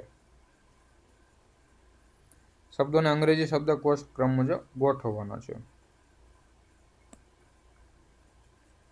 તો આવા દાખલામાં આપણે અહીંયા બધું કોમન કાઢી લઈએ. પહેલાં આગળનું અહીંયા PERSP, એટલું તો બધામાં છે. PERSP જેટલું હોય ને એટલું પહેલાં કોમન કાઢી લેવાનું. હવે વધ્યું શું? અહીંયા EC વધ્યું, અહીંયા IC વધ્યું, અહીંયા IR વધ્યું અને અહીંયા IR વધ્યું. જો બે સરખા આવે તો ત્રીજો અક્ષર લઈ લેવાનો. તો અહીંયા IR પછી A છે અને IR પછી E છે. હવે ABCD પ્રમાણે ગોઠવવાના. તો સૌથી પહેલાં તો E આવશે. 3 I વાળા છે, તો એમાં સૌથી પહેલાં E વાળો આવે, તો E વાળો પહેલાં તો 1 આવશે, એટલે આ ઓપ્શન ગયો. પછી કયો આવશે? I વાળો આવશે, તો IC IR છે અને IR છે, તો IC વાળો એની પહેલાં આવે. તો પહેલાં કયો આવે? 1, 3, તો આ ઓપ્શન ગયો 1, 3, 1, 3. હવે આમાં IR A છે, તો એ પહેલાં આવશે, કેમ કે અહીંયા IR E છે, તો પહેલાં A વાળો આવે, તો 1, 3 પછી 2 આવે. 1, 3, 2 અને 4. અહીંયા બાકી રાખ્યા આપણે કંઈ નહીં. ચલો, આ 80 સુધી કરી લઈએ, પછી બાકીના આગળના લેક્ચરમાં કરશું. ચલો તારણવાળો છે તો આપણે જવા દઈશું, છેલ્લે કરશું. આ પણ તારણવાળું છે, એ પણ જવા દઈએ. પછી શું આપ્યું છે? 81મો પ્રશ્ન. 81મો પ્રશ્ન તમે જોઈ લો, આવડો મોટો છે અને એમાં એક જ પ્રશ્ન છે કે વકીલ કયા માળે રહે છે. હવે એ આ કરવા જવાય સ્ટાર્ટિંગમાં? ન કરાય, બાકી પેપર અધૂરું રહે. 3 બોક્સ 3 અલગ અલગ છે. ચલો અહીંયા સુધી રાખીએ આપણે. 1 કલાકમાં વિડીયો મને ટાઈમ નથી યાદ રહ્યો કેટલો આપણે ક્યારે સ્ટાર્ટ કર્યો, પણ જોઈ લઈએ કે 1 કલાકમાં આપણે કેટલા પ્રશ્નો થયા છે. અંદાજો મારા ટાઈમ પ્રમાણે 1 કલાક અને 30 મિનિટ જેવું થયું હશે કદાચ. અને આજે આપણે જે કર્યું એ એવી રીતે છે કે ભાઈ આપણે જે 80 સુધી આપણે પહોંચાડ્યા પ્રશ્નો, બરોબર, 80 સુધી આપણે પહોંચાડ્યો તો એ આપણે કેટલા 1 કલાકમાં, હું તો સમજાવું છું પણ તમારે 1 કલાકમાં 80 સુધી પહોંચી જવાનું છે. પ્રશ્ન સોલ્વ કરવામાં 1 કલાકમાં 80 સુધી પહોંચી જવું એ જરૂરી છે. એમાં આપણે સ્કીપ બહુ ઓછા કર્યા એ પણ તમે જોઈ લેજો, બરોબર. તો આપણે એ ટ્રાય એવી કરવાની પહેલાં સહેલા કરવાના છે. અને નેક્સ્ટ વિડીયો આપણે જ્યારે સ્ટાર્ટ કરશું ને ત્યારે પણ હજી બાકીના જે છે અહીંથી એ પણ આપણે સહેલા હશે એ પહેલાં કરી લેશું. એટલે એ રીતે પેપર એટેમ્પ કરવાનું છે.